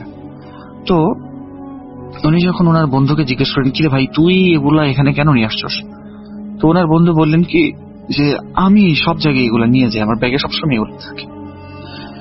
যেহেতু সবসময় ব্যাগে এগুলো থাকে, তো ট্যুরে আসার পরেও তার ব্যাগে এই জিনিসগুলোই ছিল। তো যাই হোক, এরপরে হচ্ছে ওনারা কি করেন, মানে ওনার যে পীর ধাঁচের বন্ধুটা আছে উনি একটা উইজা বোর্ড বের করলেন। উইজা বোর্ড বের করার পরে উইজা বোর্ডটা উনি রুমের মাঝখানে রাখলেন। রাখার পরে চক দিয়ে চারপাশে লম্বা একটা মানে বড় একটা বৃত্ত করে রাখলেন। এই বৃত্ত করে রাখার পরে উনি বললেন কি যে আমরা যখন কাজ করব এখানে, তখন এই বৃত্তের বাইরে কেউ যেতে পারবে না, এটা হচ্ছে প্রথম শর্ত, আর কেউ কারো হাত ছাড়তে পারবে না।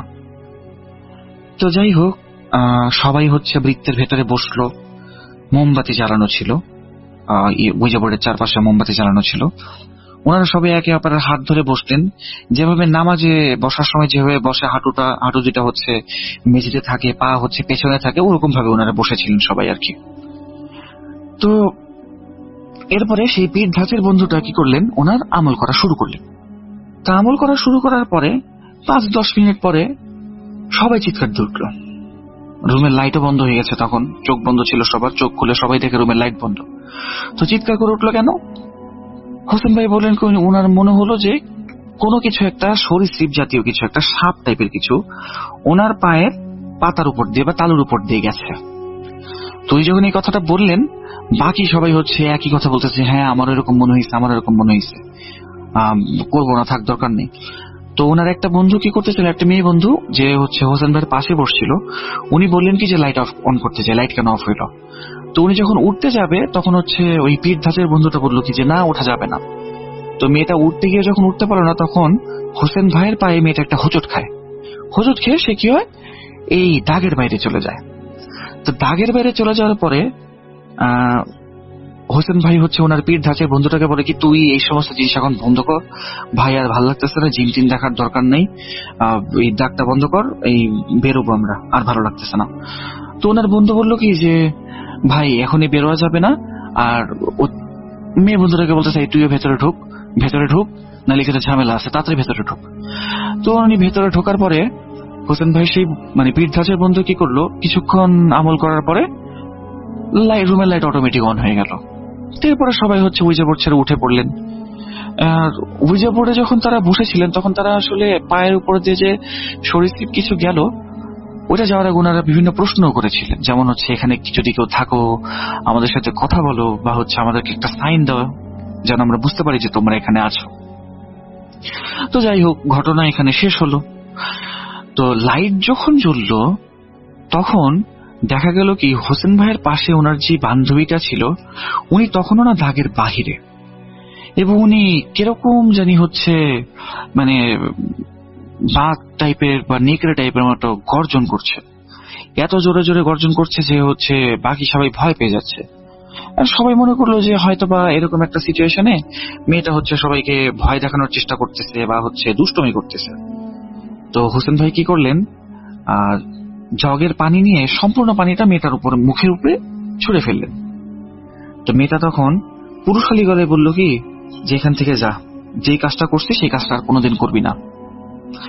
ও এরপরে যখন হোসেন ভাই জিজ্ঞেস করেন যে এই তুই এরকম ভাবে কথা বলতেছিস কেন, ছেলে মানুষের ভয়েসে কেন কথা বলস, তো এরপরে মেয়েটা বলল কি যে ওর জান শেষ, মানে মেয়েটা নিজের দিকে আঙ্গুল করে বলতেছে কি ওর জীবন শেষ, ও আর বাঁচবে না, এরকম কথা বলতেছে।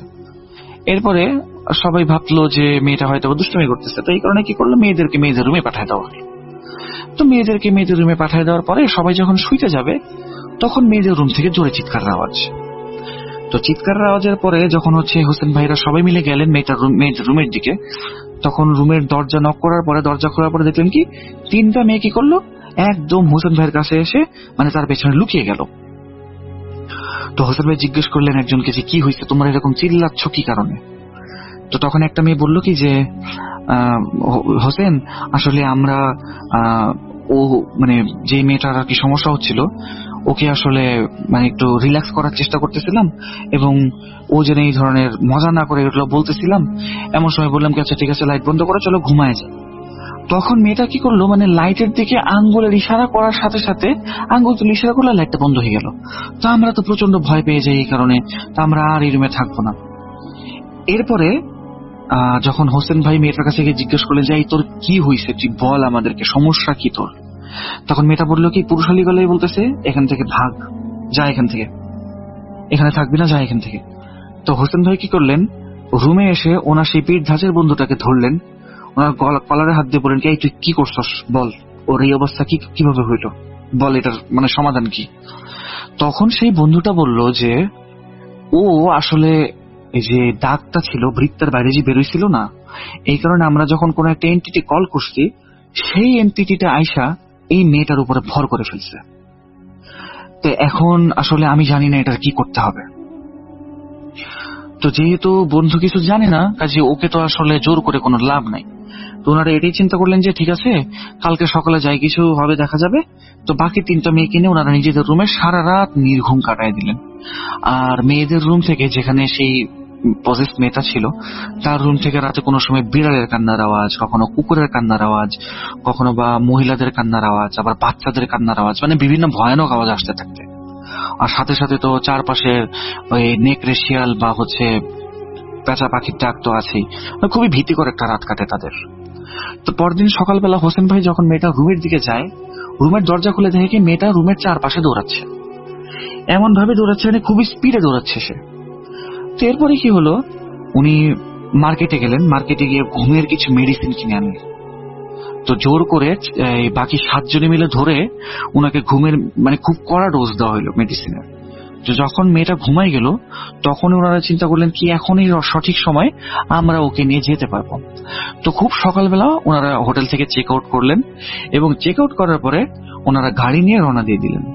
মেয়েটা সারাটা রাস্তা ঘুমায় ঘুমায় আসছে, এবং মোটামুটি রাতের দিকে ওনারা হচ্ছে পৌঁছান আবার তাদের কাঙ্ক্ষিত জায়গায়। তো মেয়েটাকে নিজেদের বাসায়, মেয়েটার বাসায় ড্রপ করা হয়, এবং বলা হয় মেয়েটার বাসায় মিথ্যা কথা বলা হয়, মানে সম্পূর্ণ ঘটনাটা বলা হয় না, এই বলে মিথ্যা কথা বলা হয় যে মেয়েটার ফুড পয়জনিং হয়েছে এবং মেডিসিন দেওয়ার কারণে সে নাকি এখন ঘুমাচ্ছে। তো যাই হোক, পরদিন এই ঘটনার পরে ওনারা নিজেদের যে যার বাসায় চলে যান। তো পরদিন সকালে ওই মেয়েটার পরিবার থেকে বাকি 7 জনকে ফোন দিয়ে তাদের বাসায় নিয়ে যাওয়া হয়, মানে কল করে ডাকা হয়। তো ডাকার পরে যখন ওনারা হচ্ছে মেয়েটার বাসায় যান, তখন মেয়েটার মা জিজ্ঞেস করে যে ওর কি হয়েছে বলতো, ও এরকম কি কারণে করতেছে। তখন হোসেন ভাই জিজ্ঞেস করেন কেন আন্টি কি হয়েছে? বললো কি ওনার মানে মেয়েটার মা বলল যারা রাতের বেলা ঘুম থেকে ওঠার পরে ও হচ্ছে 4 পায়ে ভর করে, মানে 2 হাত 2 পায়ে ভর করে, মানে 4 হাত পায়ে ভর করে দৌড়ায় দৌড়ে ফ্রিজের কাছে গেল এবং ফ্রিজ থেকে কাঁচা মাংস বের করে খাওয়া শুরু করলো। আমি যখন বললাম এই কি হয়েছে, থাম, তো সমস্যা কি, ক্ষুধা লাগলে ভাত খা বা হচ্ছে রান্না করা জিনিসপত্র খা, তখন মেয়েটা কি করলো, এসে আমার হাতের মধ্যে কামড় দিয়ে আমার হাতে দেখো কি করছে। তো যখন হোসেন ভাই দেখলেন ওই মেয়েটার আম্মুর হাত, তখন দেখলেন কি হাতটা একদম ফ্র্যাকচারের মতো হয়ে গেছে, ফুলে একবারে অবস্থা খারাপ, রক্ত বের হয়েছে। তো হোসেন ভাই তখন তো সত্যি কথা বলতে পারে না, তারপরেও কোনো কিছু জানানো হয়নি তাদেরকে। ওনারা বললো কি যে আরো একটা ড্রামা করলো ওনারা, যে হ্যাঁ ও তো আসলে আমাদের সাথে যখন রওনা দিচ্ছে তখন থেকে এরকম করতেছে, হোটেলে গিয়ে এরকম কাজ করতেছে, বুঝলাম না কি হইলো আসলে। যাই হোক আন্টি একটু দেখেন, খেয়াল রাখেন, ডাক্তার দেখান। তো পরে মেয়েটাকে বিভিন্ন জায়গায় ডাক্তারের কাছে নেওয়া হলেও মেয়েটা ডাক্তারদেরকে এমন ভাবে বিভিন্ন ধরনের হুমকি দিত যে হচ্ছে ডাক্তাররা চিকিৎসা করতে পারতো না বা অনেক ধরনের উল্টাপাল্টা কাজকর্ম করতো। তো একটা সময় মেন্টাল চিকিৎসক তাকে পাগল বলে ঘোষণা করে এবং তাকে একটা মেন্টাল অ্যাসাইলামে নেওয়া হয়। তো মেন্টাল অ্যাসাইলামে কয়েক মাস কাটানোর পরে মেয়েটার মা বলে কি যে মেয়েটার বাবাকে বলে, আমার মনে হয় না যে আমাদের মেয়ের কোনো ধরনের পাগলামির সমস্যা আছে, ওর হয়তো বা কোনো জিন ঘটিত সমস্যা আছে, চলো আমরা একজন আলেম সাহেবকে দেখাই।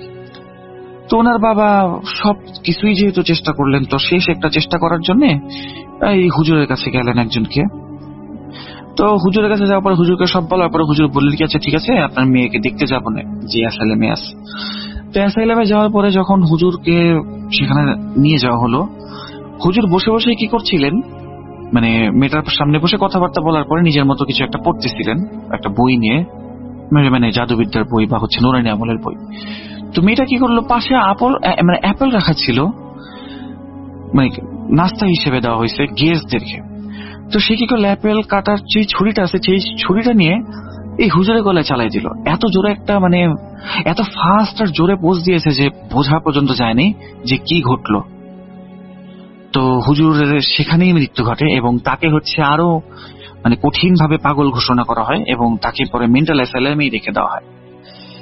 তো মেন্টাল অ্যাসাইলামে থাকার ঠিক 2 সপ্তাহ পরে মেয়েটাকে মেন্টাল অ্যাসাইলামে মৃত্যু হিসেবে পাওয়া যায়। তো সিসিটিভি ফুটেজ যখন দেখা হয় তখন দেখা যায় যে মেয়েটা মানে হঠাৎ করেই মনে হচ্ছে কেউ তার গলাটাকে উল্টে দিচ্ছে, মানে ঘাটটা মটকে দিচ্ছে, কিন্তু কে মটকে দিচ্ছে সেটা আর দেখা যাচ্ছে না। মানে খুবই কষ্টে, মানে তড়পাড়াতে সে মারা যায় আর কি, বেডের মধ্যেই গলা ভেঙে। তো এই ঘটনার পরে হোসেন ভাই এবং বাকি যে 6 জন ফ্রেন্ড আছে, ওনাদের টোটাল 7 জন, ওনারা খুবই একটা ট্রমাতে চলে যায়, শকে চলে যায় একটা। তো ওনারা কেউই জিনিসটা মেনে নিতে পারে না। ওনার যে বন্ধুটা ছিল, মানে পেট ধাঁচের বন্ধু, সে এতই শক খায়, বছরের মধ্যে সে হচ্ছে সুইসাইড পর্যন্ত করে ফেলে, এই শক থেকে সে বেরোতে পারে না। বাকি বন্ধুরাও কোনোভাবেই শক থেকে মানে সম্পূর্ণভাবে রিকভার করতে পারে নাই। এবং হোসেন ভাইয়ের জীবনটা বদলে যায় এই ঘটনার পরে। উনি বিশ্বাস করতে শুরু করেন যে জিন বলতেও কিছু আছে বা হচ্ছে এরকম এন্টিটি বলতেও কিছু আছে। এরপর থেকে উনি ওনার মানে সায়েন্সের যে পড়াশোনাটা ছিল সেই পড়াশোনাটাকে ত্যাগ করে উনি ধর্মের লাইনে পড়াশোনা শুরু করেন। এই কারণে উনি শুরুতে বলেছিলেন আমাকে যে এখন আমাকে দেখলে মনে হবে কি যে আমি একজন মানে হুজুর বা মৌলবী কিছু একটা। জামালপুর জেলা নালন্দা থানা কোন এক গ্রামে। তো ঘটনাটি ঘটা আমার দাদির বাবার সঙ্গে। তো আমার দাদির বাবার ভাষাতেই বলছি। সালটি ছিল 1955 সাল।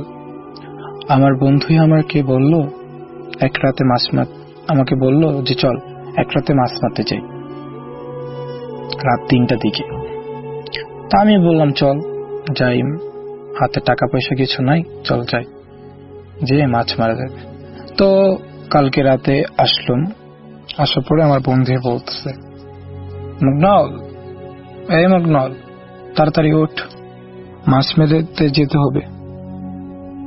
তো আমি উঠে গেলাম, কাঁচি, তারপরে ক্যাটা আর তৈরা জাল উঠে দরজাটা খুলে দেখলাম আমার বন্ধু দাঁড়িয়ে আছে একটা লাইট আর একটা ছোট একটা জাল নিয়ে। তো আমি বললাম চল যা যাক।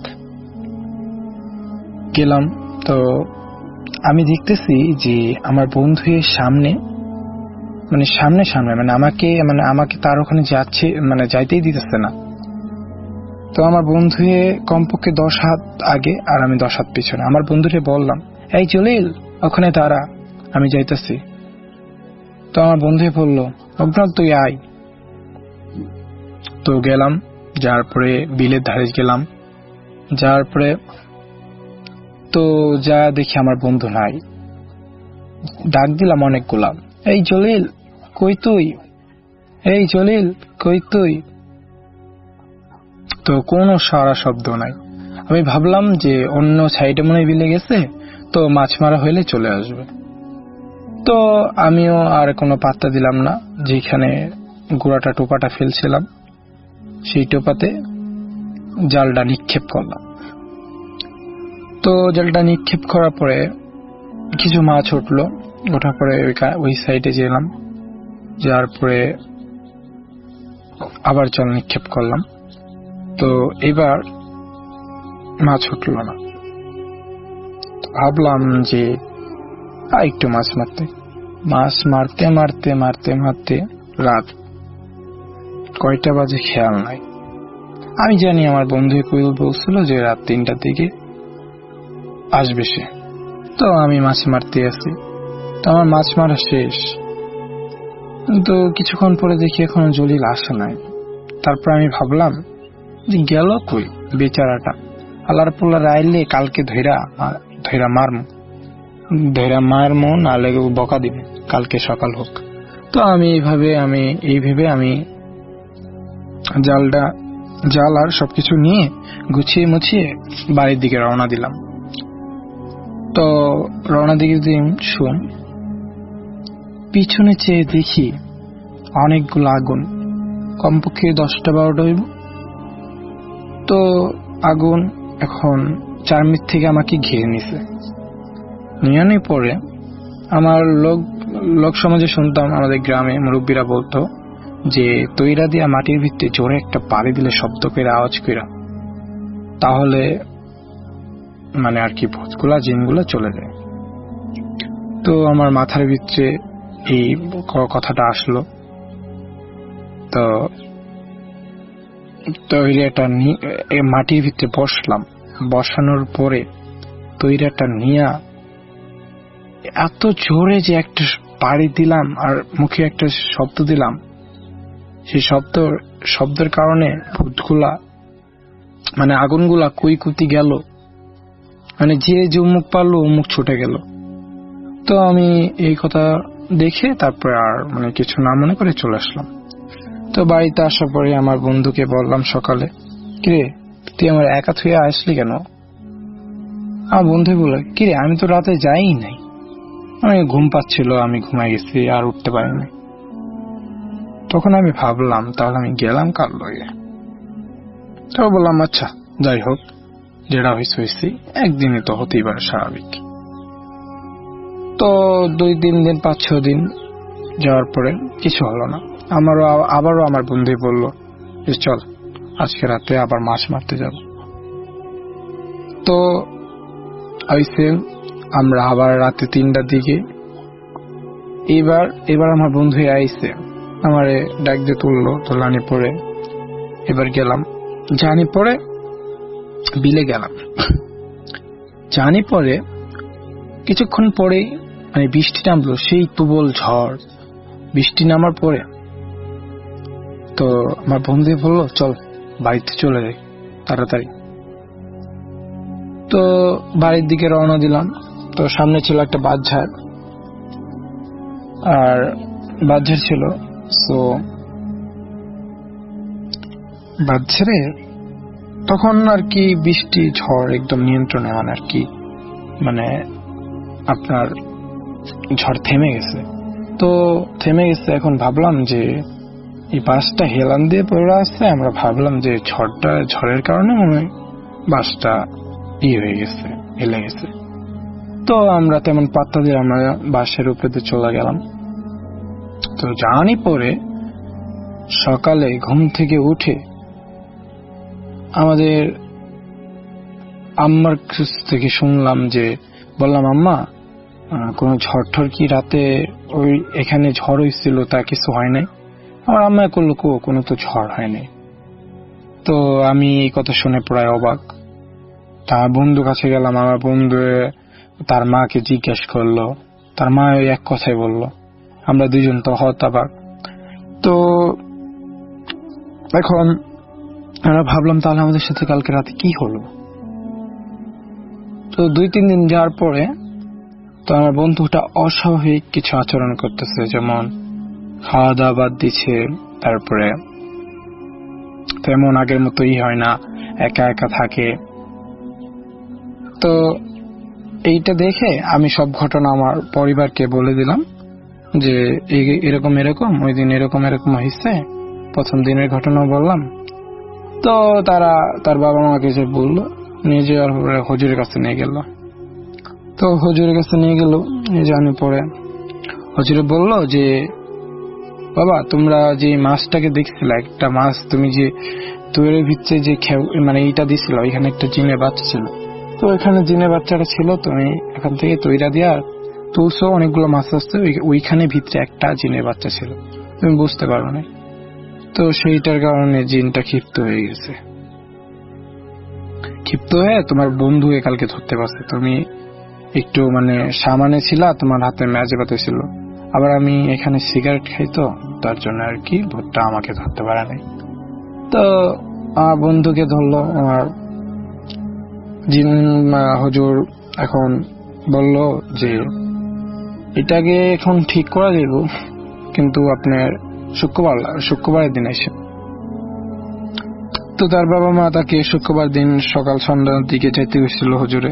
তো নিয়ে গেল, নিয়ে যাওয়ার পরে হুজুরে নামাজ টামাজ পড়লো যায় নামাজের উপরে। তো জানি পরে এখন হুজুরে বললো যে আইসো তোমরা? আইসি। তো আমার বন্ধুকে বসালো একটা চটির উপরে, বসানোর পরে বলল যে বাবা চোখ বন্ধ করো, আর হুজুরের হাতটা ধরলো। ধরানোর পরে কয়েক মিনিট পরে হুজুরকে জিনকে হাজির করা হলো। জিন বলল যে আমার পোলাকে তারা মারছে, তো আমি তাকে ধরতে পারিনি, তার হাতে সিগারেট ছিল, তার জন্য তার বন্ধুকে ধরছি। জারিলার পাশাপাশি নাম বিয়াপাড়া গাছ কাটতে পাঠা দিছি। নাটন গাছ, ওই গাছে বিশাল বড় একটা গাছ, 3টা লোক ভয় করে ওই গাছে ওঠে নাই। না ওঠার পরে আমি যা দেখি বসে হয়েছে, আমি বললাম যে কি ব্যাপার, তোমরা গাছে এখনো ওঠো নাই, গাছ কাটো নাই? তারা উত্তর করলো যে ভাই গাছটা বিশাল বড়, এই গাছে উঠতে পারবো না এবং ভয় করছে। তা আমি দেখলাম যে গাছে ভয় করছে, ভাই আমাকে বললো যে গাছ যদি কোনো হয় সমস্যা মনে হয়, তা আমি যে সুরা শিখা দিছি সেই সুরা মোতাবেক পইরা গাছে 3টা থাবড় দেবা, গাছের সাথে যদি কিছু থাকে তে তোমার সাথে কথা বলবো। তা আমি ওই জিনিসটা পইরা ওই জিনিস আমি গাছে 3টা থাবড় লাগাচ্ছি। থাবড়ার সাথে সাথে আমাকে বলতেছে যে গাছে ওঠে নাই, আবার ভাগ্য ভালো। তে আমি বললাম যে কি ভাগ্য ভালো? ওই গাছের সাথে আমরা 7 বোন এই গাছের উপরে আমরা বসবাস করি, বহুত দিন ধরে বসবাস করতেছি। তে গাছ কাটলে যে কাটবো তারও ক্ষতি হবো।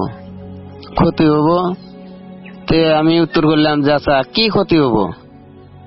তো বলতেছে যে এই গাছ কাটা যাবো না, গাছ কাটলে ক্ষতির মধ্যে তোমারও হতে পারে, কিংবা তোমার যদি না হয় তোমার পরিবারের উপর দেওয়া, ছেলে পেলে সন্তানের উপর দেওয়া যাইতে পারে মানে 100 বার দেবো। তো এই গাছ তোমারও কাটা যাবো না এবং অন্য জোরেও কাটা যাবো না, যেভাবে আছে এইভাবে আমরা থাকবো। আর আমাকে যদি আনলেও সোজা কথা গোষ্ঠীর কাউকে ইজ্জত রাখবো না, সব সাফ করে দেবো। তে একবার তাই কতক্ষণ তার সাথে ওরকম বিতর্কাপি হইল। তে লাস্ট মুহূর্তে আমাকে বলতেছে যে তখন ছাড়বো না, তুই তো আর বাইতে শেখা এরম কর্ম জীবনে গাছ কাটতেছোস, এই গাছ যদি কাটোস তাহলে তো গাছের করে মারুম।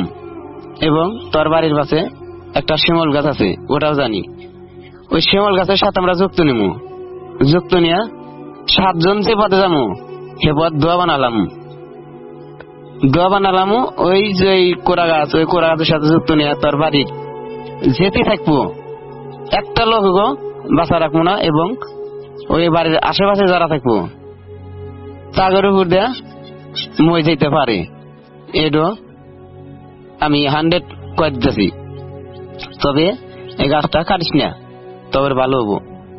বারে বারে তবে আমি মানা করতেছি, এই মানার না শব্দ যদি তোরা উজেন ধরে কাটোস তাহলে নগদ প্রমাণ এনে দেখা দেবো। অতএব গাছটা কাটিস না। তা আমরা আমার সাথে পারলাম না, আমরা কি করলাম, নতয়া ওখান থেকে বাইটা এলাম। বাইটা এসে কি বাইক ফোন দিলাম। ভাই বললো যে কি ব্যাপার, কি হয়েছে? ভাই এই গাছটা এইভাবে কথা কইতেছে, তাহলে কি করবো? যে ভাই বলতেছে যে এই গাছটা এইভাবে কথা কইতেছে, তাহলে তুমি করো, ওখান থেকে ফেরো না, ওর সাথে কথা কওয়ার উপরে থাকো, আমি আসতেছি। ভাই আইলো, আমি ভাইয়ের সাথে এরম কিছু কোয়া নিলাম। ভাই আমাকে সরা দেয়া, ভাই কথা বললো। ভাই আমার ওস্তাদ, কিন্তু ভাই হেরে এলো না। লাস্ট মুহূর্তে ভাই বললো যে আচ্ছা গাছ এখানেই থাক, ওরা ওখানেই থাক, এই গাছ কাটার দরকার নাই। বাড়ির লোকে বললো যে এই গাছ কাটা যাবে না। বাড়ির লোক পরে স্বীকার হয়েছে, এই গাছ একজন আমার বাড়ির একজন ডাল কাটছিল, তার অবস্থা খুব খারাপ। আসসালামু সবাইকে, আশা করি ভালো আছেন। এই দেখেন আজকে নিয়ে এসেছি আমাদের এলাকায় মানে প্রচুর পরিমাণের বৃষ্টি হয়েছে, এবং কি আমরা এই যে এই মাঠটাতে ক্রিকেট খেলতাম। হ্যাঁ, এই যে যেখানে আমি একটা ঘন ক্যামেরাটা ধরেছিলাম সেখানে আমরা ক্রিকেট খেলতাম, সেই মাঠটা একদম নষ্ট হয়ে গেছে। প্রচুর বৃষ্টি হয়েছে তো এলাকার মধ্যে, মানে যা বলার মতো না, অনেক বৃষ্টি হয়েছে এলাকার মধ্যে। এই কারণে আর কি মানে মনে করলাম যে আমাদের এলাকাতে বৃষ্টি হলে কতটা সুন্দর লাগে, মানে বৃষ্টির পানিতে কেমন লাগে দেখা যায়, আমি আপনাদেরকে সেটা দেখাতে আজকে এসেছি। হ্যাঁ, চলে যাচ্ছি সেটাই দেখাতে আজকে। হ্যাঁ, এই যে এখন মানে বৃষ্টির পানিতে এইদিকে হয়ে গেছে, যে একটা বাসা আছে, এই বাড়িটা হলো হচ্ছে এলাকার মধ্যে। আমি এখন আগাচ্ছি সামনের দিকে, যে সামনে এই যে সামনে দেখতে পাচ্ছেন অনেক পানি, দেখবেন এই সামনে আর একটু ক্যামেরাটা নিয়ে গেলে আমি হাঁটছিলাম অনেক ধীরে ধীরে বললে চলবে। আমার হাঁটাটা সেরকম মানে একটু ছোটভাবে হাঁটছিলাম, ভালো লাগছিল না, তো তাও আমি আপনাদেরকে চেষ্টা করেছিলাম আমাদের এলাকার জিনিসটা দেখাতে, ভিউটা দেখাতে। এই যে এখান দিয়ে কিন্তু অনেক পানি হয়ে গেছে, মনে হচ্ছে যে মানে পুরা হাঁটু পানি, হাঁটুর উপরে এতখানি অনেকখানি পানি হয়ে গেছে। এখানে কিন্তু অনেক নিচু একটা জমি, মানে অনেক নিচু। এর আগেও আমি এই ভিডিওটা করেছিলাম, হয়তো মনে হয় না করেছিলাম না, সরি। হ্যাঁ, এখানে ওই যে দেখছেন ওই যে ওই উপর দিয়ে অনেক পানির ভিডিওটা আজকে নিয়ে এসেছি। মানে দেখা যাচ্ছে যে অনেকটা পানি হয়ে গেছে এলাকার মধ্যে। সো দেখতেই পাচ্ছেন কতটা পানি হয়েছে, এবং কি চারপাশটা, হ্যাঁ ধান কিন্তু কেটে ফেলেছে, পুরো ধানটা কেটে ফেলেছে। এলাকার মধ্যে যা ধান পাত ছিল, ধান যা ছিল সব কেটে বাসায় নিয়ে গিয়েছে সকল মানুষ। হ্যাঁ, আলহামদুলিল্লাহ, আল্লাহর অশেষ রহমতে আল্লাহ তাআলা কারো করেনি, কারো কোনো করতে দেয়নি, মানে নিরাশ হয়নি, মানে যে কারো কোনো ক্ষতি হতে দেয়নি যে ধানের জন্য ক্ষতি হবে। হ্যাঁ, এই যে দেখতে পাচ্ছেন যে পানি মানে ধানগুলো কেটে নিয়ে বাসায় চলে গেছে। তারপরে আর কি বৃষ্টি হয়েছে তার কিছুদিন পরেই। হ্যাঁ, অনেক বৃষ্টি হয়েছে এলাকার মধ্যে। যেখান দিয়ে কিছু মানুষ বসেছিল, আমি নিয়ে যাচ্ছিলাম এই মুহূর্তে সামনের দিকে ক্যামেরাটা। হ্যাঁ, ক্যামেরাটা সামনের দিকে নিয়ে যাচ্ছিলাম। হ্যাঁ, এবং কি যে আজকে বৃষ্টি হয়েছে সকালের দিকে, আমি কিন্তু ক্যামেরাটা নিয়ে বের হয়েছিলাম প্রায় দুপুরের একটু আগে 10:30 11টার দিকে। সকালেও বৃষ্টি হয়েছে, যেখান দিয়ে দেখছেন অনেক পানি, আর রাস্তাটাও সেরকম ভেজা। হ্যাঁ, রাস্তাটা ভেজা, চারপাশ দিয়ে মানে বাম পাশ দিয়ে অনেক পানি হয়েছে দেখা যাচ্ছে, দেখতে পাচ্ছেন। হ্যাঁ, দেখতে পাচ্ছেন যে আমি আরো সামনে ক্যামেরাটা তখন নিচ থেকে ধরলাম, নিচের দিয়ে রাস্তা ঘিরে, মানে রাস্তার নিচ দিয়ে যাচ্ছিলাম। মনে করলাম যে রাস্তার নিচ দিয়ে গেলে সুন্দর একটা ভিডিও হবে। তবে ভিডিওটা মানে সুন্দর একটা ভিডিও হবে বললে চলবে। আমি সুন্দরভাবে ভিডিওটা করার চেষ্টা করেছিলাম। হ্যাঁ, যাতে আপনারা একটু সুন্দরভাবে দেখতে পারেন, হ্যাঁ, এইভাবেই কিন্তু আমি এগিয়ে নিয়ে যাচ্ছিলাম ক্যামেরাটা। হ্যাঁ, ক্যামেরাটা নিচ দিয়েই নিয়ে যাচ্ছিলাম, আবার উপরে উঠিয়েছিলাম, এরকম ভাবেই চলছিল। আমি আজকে যাচ্ছি মূলত কোন জিনিসটা দেখাইতে, পানিটা দেখাইতে, আর হচ্ছে আমাদের এলাকার ব্রিজ দেখাইতে। হ্যাঁ, এলাকার ব্রিজ, যেখানে আমরা বড় ভাইদের সাথে অনেকে কথা বলি, মানে ওইখানে গিয়ে অনেকক্ষণ বসে থাকি বড় ভাইদের সাথে। আমি সবসময় বড় ভাই চিনি আর বড় ভাইদের সাথেই থাকি। হ্যাঁ, ওই খারাপ কোনো সিনিয়র নাই, ভালো সিনিয়রদের সাথেই থাকি। যে যারা মানে সবসময় একটু ভালো চলাফেরা করে, ভালো মানুষের সাথে, তাদের সাথে সবসময় থাকি। খারাপদের সাথে থাকা আসলে আমার ভালো লাগে না, যে মানে বাইরের বাজে পোলাপাইনদের সাথে থাকবো এরকম আমার ভালো লাগে না। বড় ভাইদের সাথে থাকি সবসময়। বড় ভাই ছাড়া আমি কিছুই বুঝি না আমার মনে হয়। হ্যাঁ, এই যে এখান দিয়ে আমি যাচ্ছিলাম, আপনারা বড় ভাইদের সাথে থাকতে পারেন, আমি মত দেবো যে বড় ভাইদের সাথে থাকতে পারেন। কারণ একটা বড় ভাই আমার মনে হয় মানে আপন মানুষের চাইতে অনেক অনেক ইয়া দিবে আপনার। হ্যাঁ, এই যে শয়তানি করতে করতে এখন আমি নিয়ে গিয়েছিলাম একটা গাছের কাছে। হ্যাঁ, এই যে একটা গাছ দেখতে পাচ্ছেন এখানে আপনারা, গাছটা সুন্দর লাগছিল, ফুলগুলো বাস্তবে যেরকম লাগছিল বাস্তবে এর চাইতে বেশি সুন্দর ছিল। হ্যাঁ, ওই যে বড় ভাই নিয়ে কিছু কথা বলতেছিলাম। হ্যাঁ, আমরা কিন্তু ব্রিজে গিয়ে মানে প্রত্যেক দিন যাই না, তবে যেই দিন যাই ওই দিন একদম মানে ওই ব্রিজটা আমরা ফাঁকা করে রাখি। মানে সব বড় ভাই মানে ওইখানে ওই দিন কেউ যায় না, মানে ওই দিন ওই দিকে কেউ যাইতে মানে একটা সাহস বলবো না যে মানে আমরা একটা মানে ইয়া না মানে গ্যাংস্টার এরকম কিছু বলবো না। মানে আমরা যেদিন ব্রিজের দিকে যাই ওই দিন আর কেউ ওই দিকে আমার মনে হয় না আগায়, মানে ওই দিন আর কেউ ওই দিকে যায় না, ওই দিন আর ওই দিকে কেউ যায় না। হ্যাঁ, ওই দিন আর ওইদিকে কেউ অত একটা যায় না। আর যারা যায় তারা কিন্তু ব্রিজের উপরে থাকে না। আমরা ব্রিজের উপরে বসি না, ব্রিজের সাইডের পাশে বসি, নিচের দিকে রাস্তার দিকে বসি। হ্যাঁ, ওই দিকেই আমরা থাকি। হ্যাঁ, ওইদিকে সবসময় থাকি না। আর যেদিন যাই ওই দিন তো কোনো কথাই নেই, ওইদিকে আর কেউ যাওয়ার সাহস পায় না আর কি। বলে যে ওই বড় ভাইরা গিয়েছে ওইদিকে আর কেউ যাবো না। সো বড় ভাইরা কোনো সময় আমার মানে সরিয়াই মানে বড় ভাইদের সাথে থাকি, বলে যে ওরা গিয়েছে আজকে ওইদিকে যাবো না, আমরা আজকে অন্য এক সময় যাবো, ওনারা অনেকদিন পরে আসছে, ওইদিকে যায় আমরা কোনো ডিস্টার্ব ওনাদের করতে চাচ্ছি না, ওনারা ছবি টবি তুলবে মানে কিংবা আমরা মাঝে মাঝে গিয়ে এইখান থেকে ছবি তুলি মাঝে মাঝে বললে চলবে। হ্যাঁ, ছবি টবি তুলি, মানে ভিউটা অনেক সুন্দর হয় ওই দিককার, মানে ব্রিজের উপরের ভিউটা অনেক সুন্দর আমার কাছে মনে হয়। এতটা সুন্দর যা বলে বোঝানো যাবে না, অনেকটা সুন্দর লাগে ভিউটা আমাদের কাছে, ভিউটা অনেক সুন্দর লাগে, তাই আর কি সেদিকে যাই। হ্যাঁ, এবং কি এই যে মনে হয় আজকে মানে আমি একাই গিয়েছিলাম। হ্যাঁ, কারণ মানে বড় ভাইরা আজকে মানে কাজে ব্যস্ত ছিল। আর ওইদিকে আমরা শুক্রবার কিংবা শনিবার ছাড়া যাই না, এক একজনের অনেক কাজ থাকে তো। তবে আমি পানি হইলেও বড় ভাইরা আসবে না, তাই মনে করলাম যে বড় ভাইরা যখন আসবে না তাও আমি একটু মানে লিসনার মানে আপনাদেরকে ভিডিওটা দেখাই যে আমাদের এলাকা পানি হলে কতটা সুন্দর লাগে, তাই আর কি দেখাচ্ছি। হ্যাঁ, দেখাচ্ছি যে দেখতে পাচ্ছেন যেখানে অনেক সুন্দর একটা গাছ আছে। হ্যাঁ, আর এই যেখানে একটা বাড়িও আছে, এই মাঠের দিকে অনেক পানি হয়েছে। সো আমি ক্যামেরাটা ওইদিকে ধরিনি, জানি না কিসের জন্য, এটা আমার নিজেরও মনে নাই। সো আমি তখন ক্যামেরাটা আগায় নিয়ে যাচ্ছিলাম এবং কি যে কাকুটা সাইকেল নিয়ে যাচ্ছিল, গাড়িও মানে সাইকেল সে নিয়ে সামনের দিকে যাচ্ছিল। সো আমিও তখন আগাচ্ছিলাম কাকুর দিকে, কেননা আমিও যাব ব্রিজের দিকে, কাকুটাও যাচ্ছে ব্রিজের দিকে। হ্যাঁ, এই যে আমি আবারও আগাচ্ছিলাম, এই যে বাড়ির পাশ দিয়ে কিন্তু বেড়া গোড়া দেওয়া, মানে পুরোটা বেড়া দেওয়া। হ্যাঁ, বেড়া দেওয়া, কারণ এখান দিয়ে মানে ইয়া করে দেওয়া যাতে রাস্তার কোনো মানুষ বাড়ির মধ্যে দেখতে না পায় এবং কি মানে বাড়ির দিকে কেউ তাকাইতে না পারে আর কি, এরকম কিছু একটা বোঝাই দেওয়া হয়েছে। এবং কি যে দেখা যাচ্ছে যে আমি এখন সামনের দিকে আঁকাচ্ছি, আর এই যে এইদিকে অনেক আম গাছ, এখান দিয়ে আকাশের দিকে আমি ক্যামেরাটা তখন ধরলাম আর কি, সামনের দিকে যাব। হ্যাঁ, মেঘাচ্ছন্ন আকাশ ছিল না, তাও ছিল মেঘাচ্ছন্ন আকাশটা, অনেক মেঘে আকারের ছিল। এরপরে হ্যাঁ, এই যে ক্যামেরাটা নিচ দিয়ে ধরছিলাম এবং কি রোদ ছিল, অনেকটা রোদ ছিল, আবার মেঘাচ্ছন্ন ছিল, মানে দুইটা মিশে করে একটা জিনিস ছিল। গরম ছিল, অনেক সুন্দর লাগছিল জিনিসটা। এই যে দেখতে পাচ্ছেন যে আমি কিন্তু এখন গাছের মধ্যে দিয়ে ক্যামেরাটা নিয়ে গিয়েছিলাম। হ্যাঁ, এখন আমি ক্যামেরাটা গাছের মধ্যে নিয়ে ঘোরাচ্ছি। হ্যাঁ, দেখতে পাচ্ছেন এই যে আমি সামনের দিকে যাবো, আর একজন লোক যে এইখানে একটা ইয়া যাচ্ছিল। আর এই যে আমাদের ব্রিজে দেখতে দেখতে আমরা চলে এসেছি, এই যে এখান দিয়ে কিন্তু অনেক পানি হয়েছে। হ্যাঁ, এরপরে ক্যামেরাটা নিচ দিয়ে নিয়ে যাচ্ছিলাম ঘাসের মধ্যে দিয়ে, ঘাস দেখতে নিচ দিয়ে ঘাসের দেখতে অনেক সুন্দর লাগে। হ্যাঁ, ঘাস দেখতে নিচ দিয়ে অনেক সুন্দর লাগে বললেই চলবে, আমি ক্যামেরাটা নিচ দিয়ে নিয়ে যাচ্ছিলাম এই কারণে আর কি।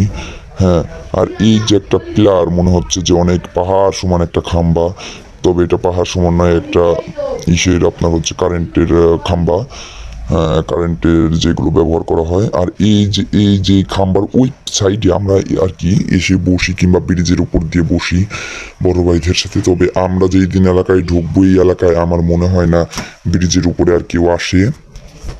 হ্যাঁ, আমার মনে হয় না ব্রিজের উপর আর কেউ আসে, মানে সিনিয়র বড় ভাইরা আসে মাঝে মাঝে, মানে এরাই থাকে, তাছাড়া জুনিয়ররা কেউ ব্রিজের উপরে ওই সময়টা আর কেউ আসে না, ওই সময়টা আর কেউ ওইখানে আসে না। কারণ মনে করে যে বড় ভাইরা গিয়েছে আজকে আমাদের না গেলেও চলবে, কারণ বড় ভাইরা বেশিক্ষণ থাকবে না এখানে, আমরা কিছুক্ষণ পরে আবার আমাদের জিনিসটা দখলে পেয়ে যাব, এখন আমাদের না থাকলেও চলবে এখানে। হ্যাঁ, এখানে আমাদের আজকের মতন কিছুক্ষণের মধ্যে না গেলেও চলবে, তবে বড় ভাইরা এসেছে, বড় ভাইরা কিছুক্ষণ থাকুক। হ্যাঁ, বড় ভাইরা কিছুক্ষণ থাকুক। বড় ভাইরা এই যে ব্রিজটা কিন্তু অর্ধেক একটুকু ভেঙে ফেলেছে, ওই মানে কিছু পোলাপাইন আছে মানে দুষ্টামি ফাজলিম করে এখানে এসে ভাঙা চড়ে মানে সবকিছু নষ্ট করে দেয়। আর এই যে দেখতে পাচ্ছেন এই যে একটা পানি, গাছের মধ্যে অনেক পানি ছিল, আর আমার সাথে আর একটা ছোট্ট আছে, মানে আমি একা একা আসবো, ও আর কি আমার সাথে ছিল। হ্যাঁ, ও সবসময় আমাদের বাসার সামনে থাকে, আমি ওকে একদিন ক্যামেরার মধ্যে নিয়ে আসবো আর কি দেখাইতে, যখন আপনারা দেখবেন। এবং কি যে ক্যামেরাটা এই যে সামনের দিকে ধরছি এবং কি জুম দিচ্ছিলাম, জুম বাড়িটা দিলাম, আর অনেক জুম বাড়ি দিচ্ছিলাম, ভালো লাগছিল যে হ্যাঁ। আর ছোট বলছিল যে ভাই আলটা ক্যামেরা দিয়ে ভিডিও করতে চাও না, আলটা দিয়ে জুম বাড়ি দিলে সুন্দর লাগতো, কিন্তু এইটা জুম বাড়ি দিও না, ফাইটে যাবি। তাও আমি মনে করলাম আরে বেটা চুপ কর, আলটার কমও না, তাও আমি শয়তানি করে জুমটা বাড়ি দিচ্ছিলাম।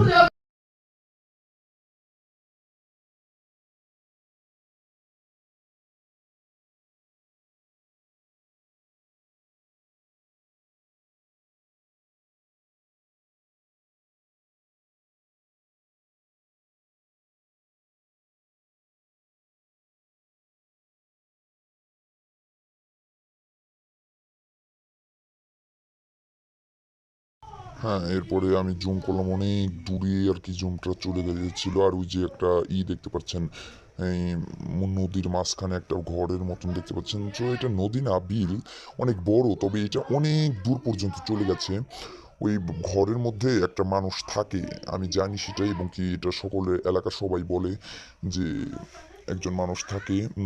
হ্যাঁ, একজন মানুষ এখানে থাকে, উনি হচ্ছে রাত্রে পাহারা দেয় আর কি। ওনার কাছে অনেক বড় একটা লাইট আছে, সুন্দর বলবো না, মানে বড় একটা লাইট আছে, যে লাইটটা মানে অনেক দূর আলো পর্যন্ত যায়। হ্যাঁ, ওই লাইটটা দিয়ে উনি চারপাশটা আর কি ক্লিয়ার করে দেখতে পায় যে কখনো কেউ মানে মাছ টাছ মারছে নাকি।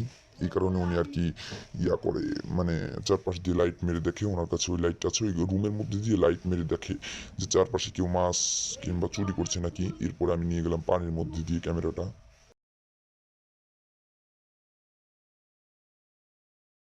কিন্তু আমি পানির মধ্যে নিয়ে যাচ্ছিলাম এই যে সুন্দরভাবে। আর এই যে পাশে আমরা এসে বসে থাকি, যে এই ঢালাইয়ের উপরে, মানে ব্রিজের এইটার উপরে কিংবা ওই সামনে বসি। মূলত বড় ভাইরা ওই সামনের রাস্তার কোনায় বসে, মানে ওইখান দিয়ে একটু বাতাস লাগে, আর এই যে এখানে বসলে অনেক গরম লাগে, তাও মাঝে মাঝে এসে বসে যখন ছবি টবি তোলে বড় ভাইরা, মানে ক্যামেরা দিয়ে ছবি টবি তোলে এবং কি সেখান দিয়ে। আর এই যে এখান দিয়ে দেখেন কতটা পানি হয়েছে, অনেক পানি হয়েছে এখানে, মানে একজন মানুষ দুজন মানুষ তলিয়ে যাবে এতটা পানি হয় এখানে। হ্যাঁ, এটা আমি নিজেও জানি। এবং কি যে দেখতে পাচ্ছেন এরপরে আমি কতটা রিস্ক নিয়েছিলাম, ক্যামেরাটা একদম নিচে চলে গিয়েছিল। হ্যাঁ, ক্যামেরাটা দেখেন আমি একদম দেখেন নিচের দিকে নিয়ে যাবো না মনে হয়, নাকি এতটুকুই জানি না। এই দেখেন আমি কতটা নিচে গিয়ে নিয়ে গিয়েছিলাম, একবার যদি আমার ক্যামেরাটা পড়তো শেষ। আমার আলাদিনের চেরাকটা একবার পড়লেই শেষ ছিল, একদম শেষ দেখা ছিল হয়তো। ওর পানির মধ্যে দিয়ে নিয়ে গিয়েছিলাম, বুঝতেছেন। আর ছোট ভাই বলে যে ভাই তুমি এটা কি করতেছো, যদি পরে তোমার একটা ইমোশন চলে যাবে, মানে তোমার একটা স্বপ্ন অনেক কষ্ট করে কিনেছো, কিন্তু এটা যদি একবার পরে এটা চলে যাবে, তখন কি আর কিনতে পারবা হয়তো, কিন্তু তোমার কিন্তু অনেক টাকা খরচ হবে। আর এটা সারতেও পারবা না, অনেকটা সারতেও গেলেও অনেক কিছু মানে অনেক সমস্যায় পড়ে যাবা, বাসা থেকে সেরকম সাপোর্টও দেবে না তোমার। যে তুমি এত এত দামি একটা জিনিস কিনে দিয়েছি, মানে এত তোর টাকা মানে আমার টাকা দিয়ে কিনেছি হয়তো, কিন্তু ভাই তোমার টাকা দিয়ে কিনেছো তা ঠিক আছে, কিন্তু তোমার কিন্তু সাপোর্ট দেবে না তখন, যে এত টাকা দিয়ে জিনিস কিনে এখন কি করতেছিস, মানে সাপোর্ট দেবে না ভাই, তুমি এটা কইরো না। তো তখন ওর কথাটা শুনে আমি আর কি, হ্যাঁ তখন আর কি নিয়ে আসলাম উপরে, আর এখন জুম বাড়ি দিচ্ছিলাম, হ্যাঁ জুম টুম বাড়ি দিচ্ছিলাম, ভালোই লাগছিল। চারপাশটা জুম বাড়ি দিচ্ছিলাম, চারপাশের দিকে জুম টুম বাড়ি দিলাম, এবং কি রোদ্রের কারণে আর কি মানে চারপাশটা একদম ঘোলা হয়ে গেছে।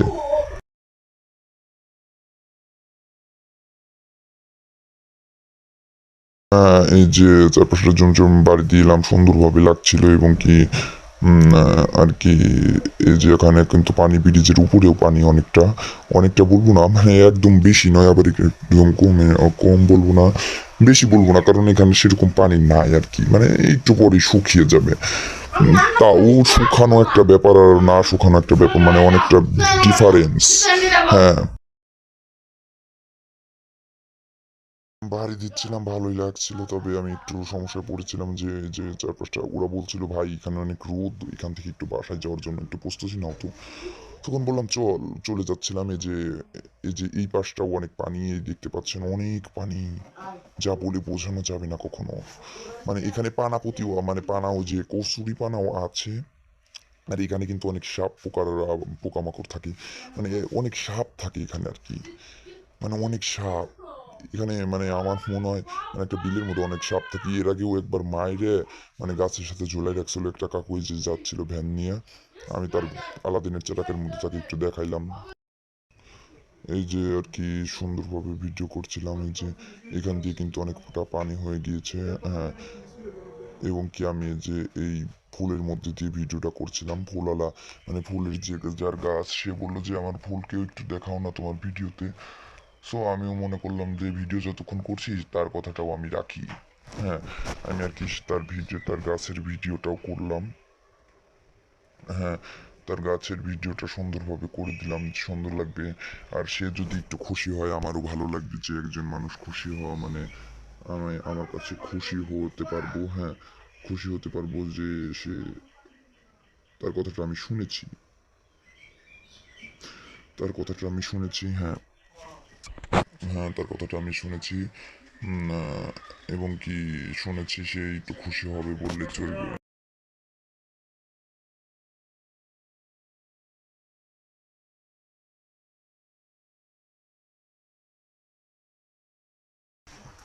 সোবার তখন আমরা যাচ্ছিলাম, হ্যাঁ, তার গাছটা দেখানো, মানে সে অনেক খুশি হয়েছিল যে আমাদের ক্যামেরাটাতে তার গাছটা দেখাইছি, মানে সে একটু বয়স্ক লোক ছিল, তাও একটু বেশি খুশি হয়েছিল। এবং কি আমি এখন মনে করলাম যে বললাম যে গাছ দেখাইছি চলে যাব, বলে যে যাও। তাও আমি আর কি তখন আবারও চারপাশটা জুমটাম মানে চারপাশের দিকে জুম টুম বাড়ি দিয়ে আর কি চলে যাচ্ছিলাম, হ্যাঁ চলে যাচ্ছিলাম। এই যে এখান দিয়ে অনেক গাড়ি ঘোড়াও মাঝে মাঝে আমাদের এলাকা দিয়ে বেশ ভালো গাড়ি ঘোড়াই চলাফেরা করে, হ্যাঁ, এই যে আমি চারপাশটা দিয়ে দেখছিলাম, হ্যাঁ।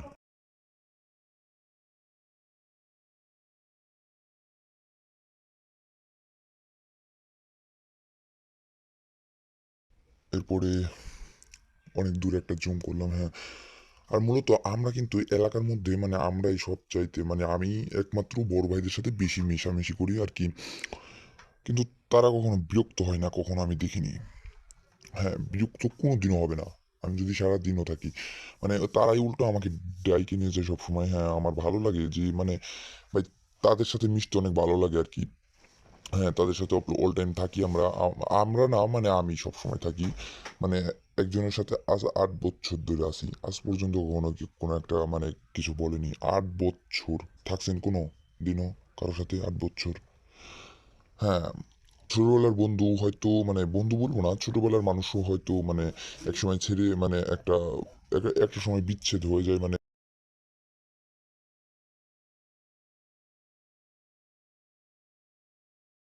একটু হইলেও মানে তাদের একটু কাটাকাটি একটু ফাজলামি হয় কিংবা হয়, কিন্তু আমার সাথে কোনো দিনও কোনো কিছু হয়নি, হ্যাঁ।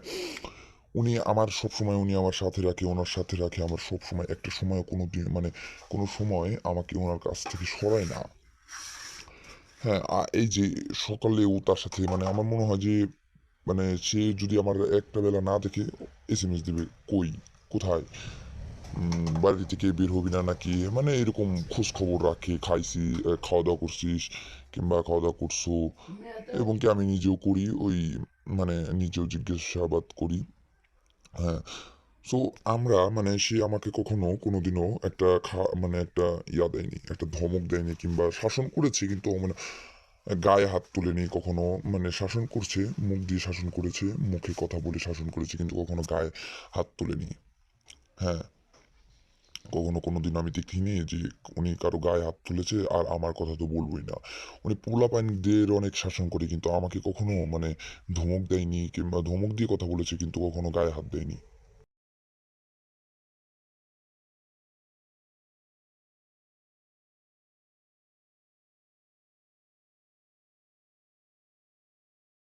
মূলত যেটা নিয়ে কথা বলতেছিলাম, এই যে পানি, এখানেও কিন্তু অনেক পানি হয়ে গেছে, পানির জন্য এই ভিডিওটা আজকের করা। আজকের ভিডিওটা মূলত আমি পানির জন্যই আর কি, পানির কারণে আর কি করেছি যে পানি আর কি, এখানে অনেক পানি হয়েছে, দেখতেই পাচ্ছেন যে অনেকটা পানি এখানে হয়েছে। হ্যাঁ, এরপরে মূলত আমরা চলে যাচ্ছিলাম আরো সামনের দিকে। হ্যাঁ, এইখান দিয়ে অনেক পানি হয়েছে এবং কি অনেকটা ইয়া হয়েছে, এবং কি এই যে এখান দিয়ে বাঁশ বাঁধা, যেতে মানে এখানে কোন একটা কিছু করে কাজে লাগায় মানুষ, বাঁশ বেঁধে রেখেছে। এবং কি আমি যাচ্ছিলাম আরো সামনের দিকে। হ্যাঁ, আরো সামনের দিকে এসে দেখতে সুন্দর লাগছিল। আর এই যে এখান দিয়ে, হ্যাঁ, ওই এই যে পানি হয়েছে, এখান দিয়ে একটু বেশি পানি হয়েছে, একটা মানুষ, ছোট্ট বাচ্চা তলিয়ে যাবে।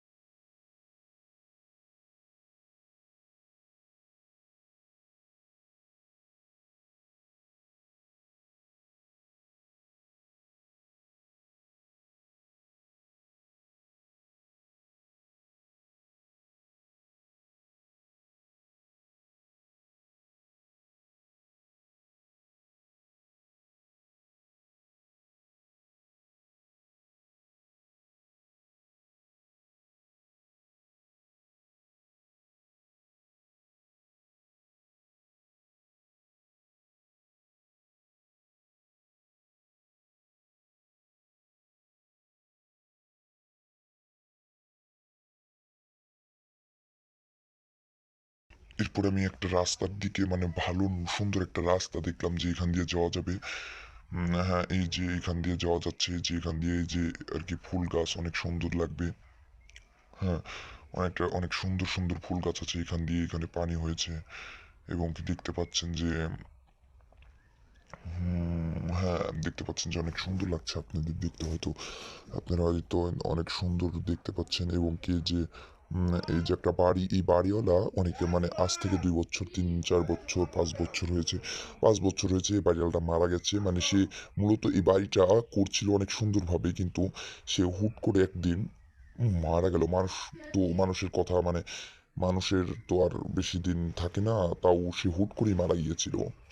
হ্যাঁ, সে মারা যাওয়ার পরেই বাড়িটা আর কেউ করেনি, তার ছেলে সন্তান আছে, কিন্তু তারা বাড়িটাতে আর গুরুত্ব দেয়নি, এরকমই পড়ে আছে, 4-5টা দরজা লাগিয়ে মানে ঘিরে দিয়ে রেখে দিয়েছে, যাতে মানুষ ভিতরে গিয়ে আর কিছু নষ্ট না করতে পারে।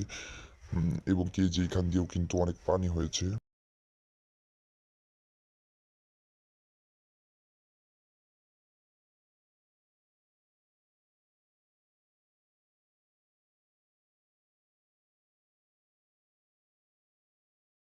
হ্যাঁ, এই যে এখান দিয়ে অনেক পানি হয়েছে, আমি কিন্তু সামনের দিকে যাচ্ছিলাম, আর আমার সাথে তখন আরেকজন যোগ হয়ে গিয়েছিল, ওর মানে ও আমার সাথে, মানে এখান থেকে দেখা হলো, যে বলে যে কি করছো, বললাম যে ভিডিও করছি, তুমি দেখবে নাকি, বলে যে আচ্ছা ভাই তোমার সাথে যাওয়া যাক। তখন একটু ওই যে জুম টুম বাড়ি দিচ্ছিলাম, হ্যাঁ জুম বাড়ি দিয়ে দেখছিলাম। এখান দিয়ে কিন্তু ধান পাট সব, ধান টান সব কিছু কেটে ফেলেছে আর কি, মানে এখান দিয়ে কিচ্ছু নাই আর কি। ধান টান কেটে ফেলেছে, কেটে মানে সবকিছু ইয়া করে ফেলেছে। হ্যাঁ, কেটে ফেলেছে এই কারণে, যাতে মানে এখান দিয়ে মানে আর ধান আবার লাগাবে, তবে এখান দিয়ে পানি হয়ে গেছে অনেকটা।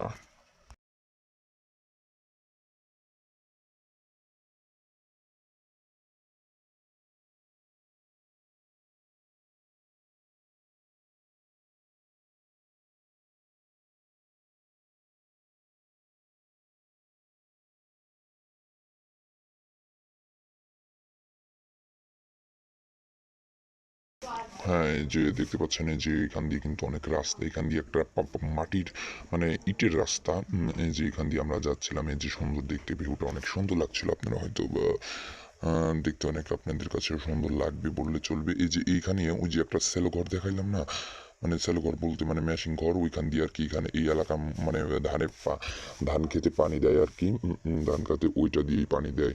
এবং কি যে চারপাশটা অনেকেও তখন মানে অনেকটা কালো রঙের হয়ে গিয়েলো, কিসের জন্য হয়তো আমার ক্যামেরাটা ধরা হয়নি। এবং কি যে আমি ক্যামেরাটা তখন এই জায়গায় বসলাম আর কি, ভালো লাগছিল না, মাথার মধ্যে কেমন যেন লাগছিল, এই জন্য আর কি এখানে এসে বসে পড়লাম। ভালো লাগছে না, কেমন যেন গার মধ্যে শরীর মাথার মধ্যে একটা চক্কর দিল। মানে এরপরে আমি মনে করলাম যে এক জায়গায় ক্যামেরাটা ধরে রাখা তো ঠিক হবে না, তাও আমি একটু চারপাশটা ঘুরে ঘুরে দেখাই।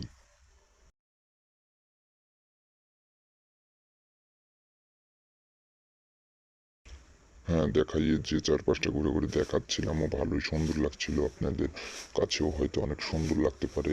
হ্যাঁ, আপনাদের কাছে অনেক সুন্দর লাগতে পারে, কেননা আমি সুন্দরের জন্য এই ভিডিওটা করেছি। হ্যাঁ, এই যে হ্যাঁ, এই যে সামনে থেকে এখান দিয়ে জুম বাড়ি দিচ্ছিলাম, জুম করছিলাম, ছাড়ছিলাম এরকম সুন্দর করে। আর ওই ছোট্ট মানে আমার সাথে আর একজন ছিল, ছোট আবার আমার সাথেই থাকে, মানে ছোট্ট একটা ভাই আর একটা ছেলে, ওই ছেলেটা আমার সাথে থাকে। ও আমার বন্ধু রূপে একজনই বন্ধু। ও বলছিল কি করতেছিস তুই, ফাজলামি করতেছিস কে কে আমি ভিডিওর মধ্যে। তাই মনে করলাম যে কি আর করবো, ফাজলামি করা ছাড়া। ফাজলামি করছি কই, শয়তানি করছি তো না, মানে একটু জুম বাড়ি দিয়ে চারপাশটা নেওয়ার চেষ্টা করছিলাম আর কি। বলে যে আচ্ছা কর, তোর যা ভালো লাগে।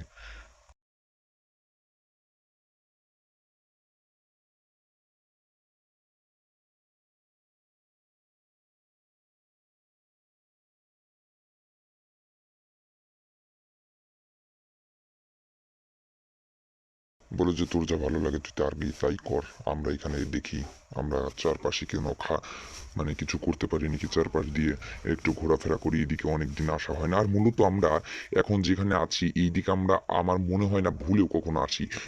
একদম বিশেষ প্রয়োজন মনে হচ্ছে যে একদম না গেলে চলবে না, একদম চলবে না, চলবেই না, তখন আসি। তাছাড়া এই এলাকার মধ্যে, এইটুকুর মধ্যে আমার মনে হয় না কখনো আমরা আসি। আমার মনে হয় না কখনো আমরা এইটুকুর মধ্যে ঢুকি আসি। আর এই যে এখান দিয়ে গরু বাঁধা ছিল, গরু বেঁধে রেখেছে, গরু ঘাস খাচ্ছে। হ্যাঁ, গরু ঘাস খাচ্ছে এরকম আর কি। গরু ঘাস খেয়ে যাচ্ছিল সুন্দরভাবে, গরু ঘাস খাচ্ছে। এবং কি আমি গরুর দিকে ক্যামেরাটা ধরলাম আর কি। হ্যাঁ, চারপাশটা জম বাড়ি দিচ্ছিলাম।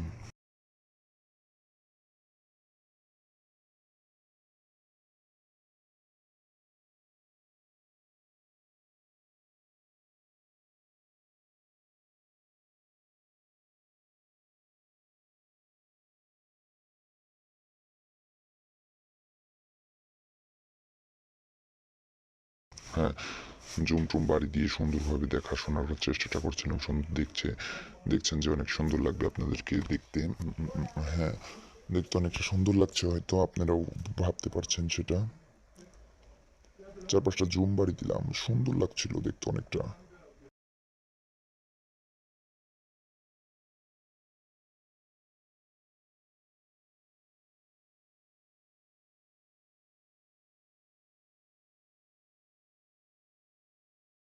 এই যে সকালে বৃষ্টি হয়েছে কারণে এইখান দিয়ে কিন্তু অনেক পানি, মানে এই যে এই ঘাসের মধ্যে দিয়ে অনেক শিশির কণা পানি জমেছে। এবং কি সেখান দিয়ে আমি ক্যামেরাটা ধরেছিলাম নিচ দিয়ে। তবে ক্যামেরাটাতে অনেক পানি লেগে গিয়েছিল, কারণ ওইটাতে অনেক পানি ছিল। ক্যামেরাটা পানি লাগার সাথে সাথে আমি তো মাথা নষ্ট, যে কি করলাম আমি এগুলো।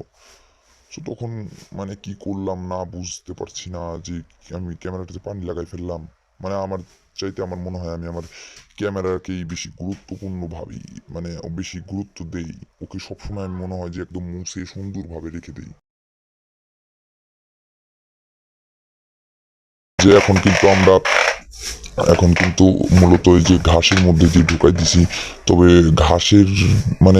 ঘাসের মধ্যে ঢুকানোর পরে আমার ক্যামেরাটাতে অনেক পানি লেগে গিয়েছিল। এরপরে যে মোছার চেষ্টা করার জন্য মানে অনেকটা করেছিলাম। হ্যাঁ, এরপরে এই যে দেখতে পাচ্ছেন, এই যে উপরের দিকে ক্যামেরাটা ধরেছিলাম, উপরের দিকে ধরেছিলাম এই কারণে যে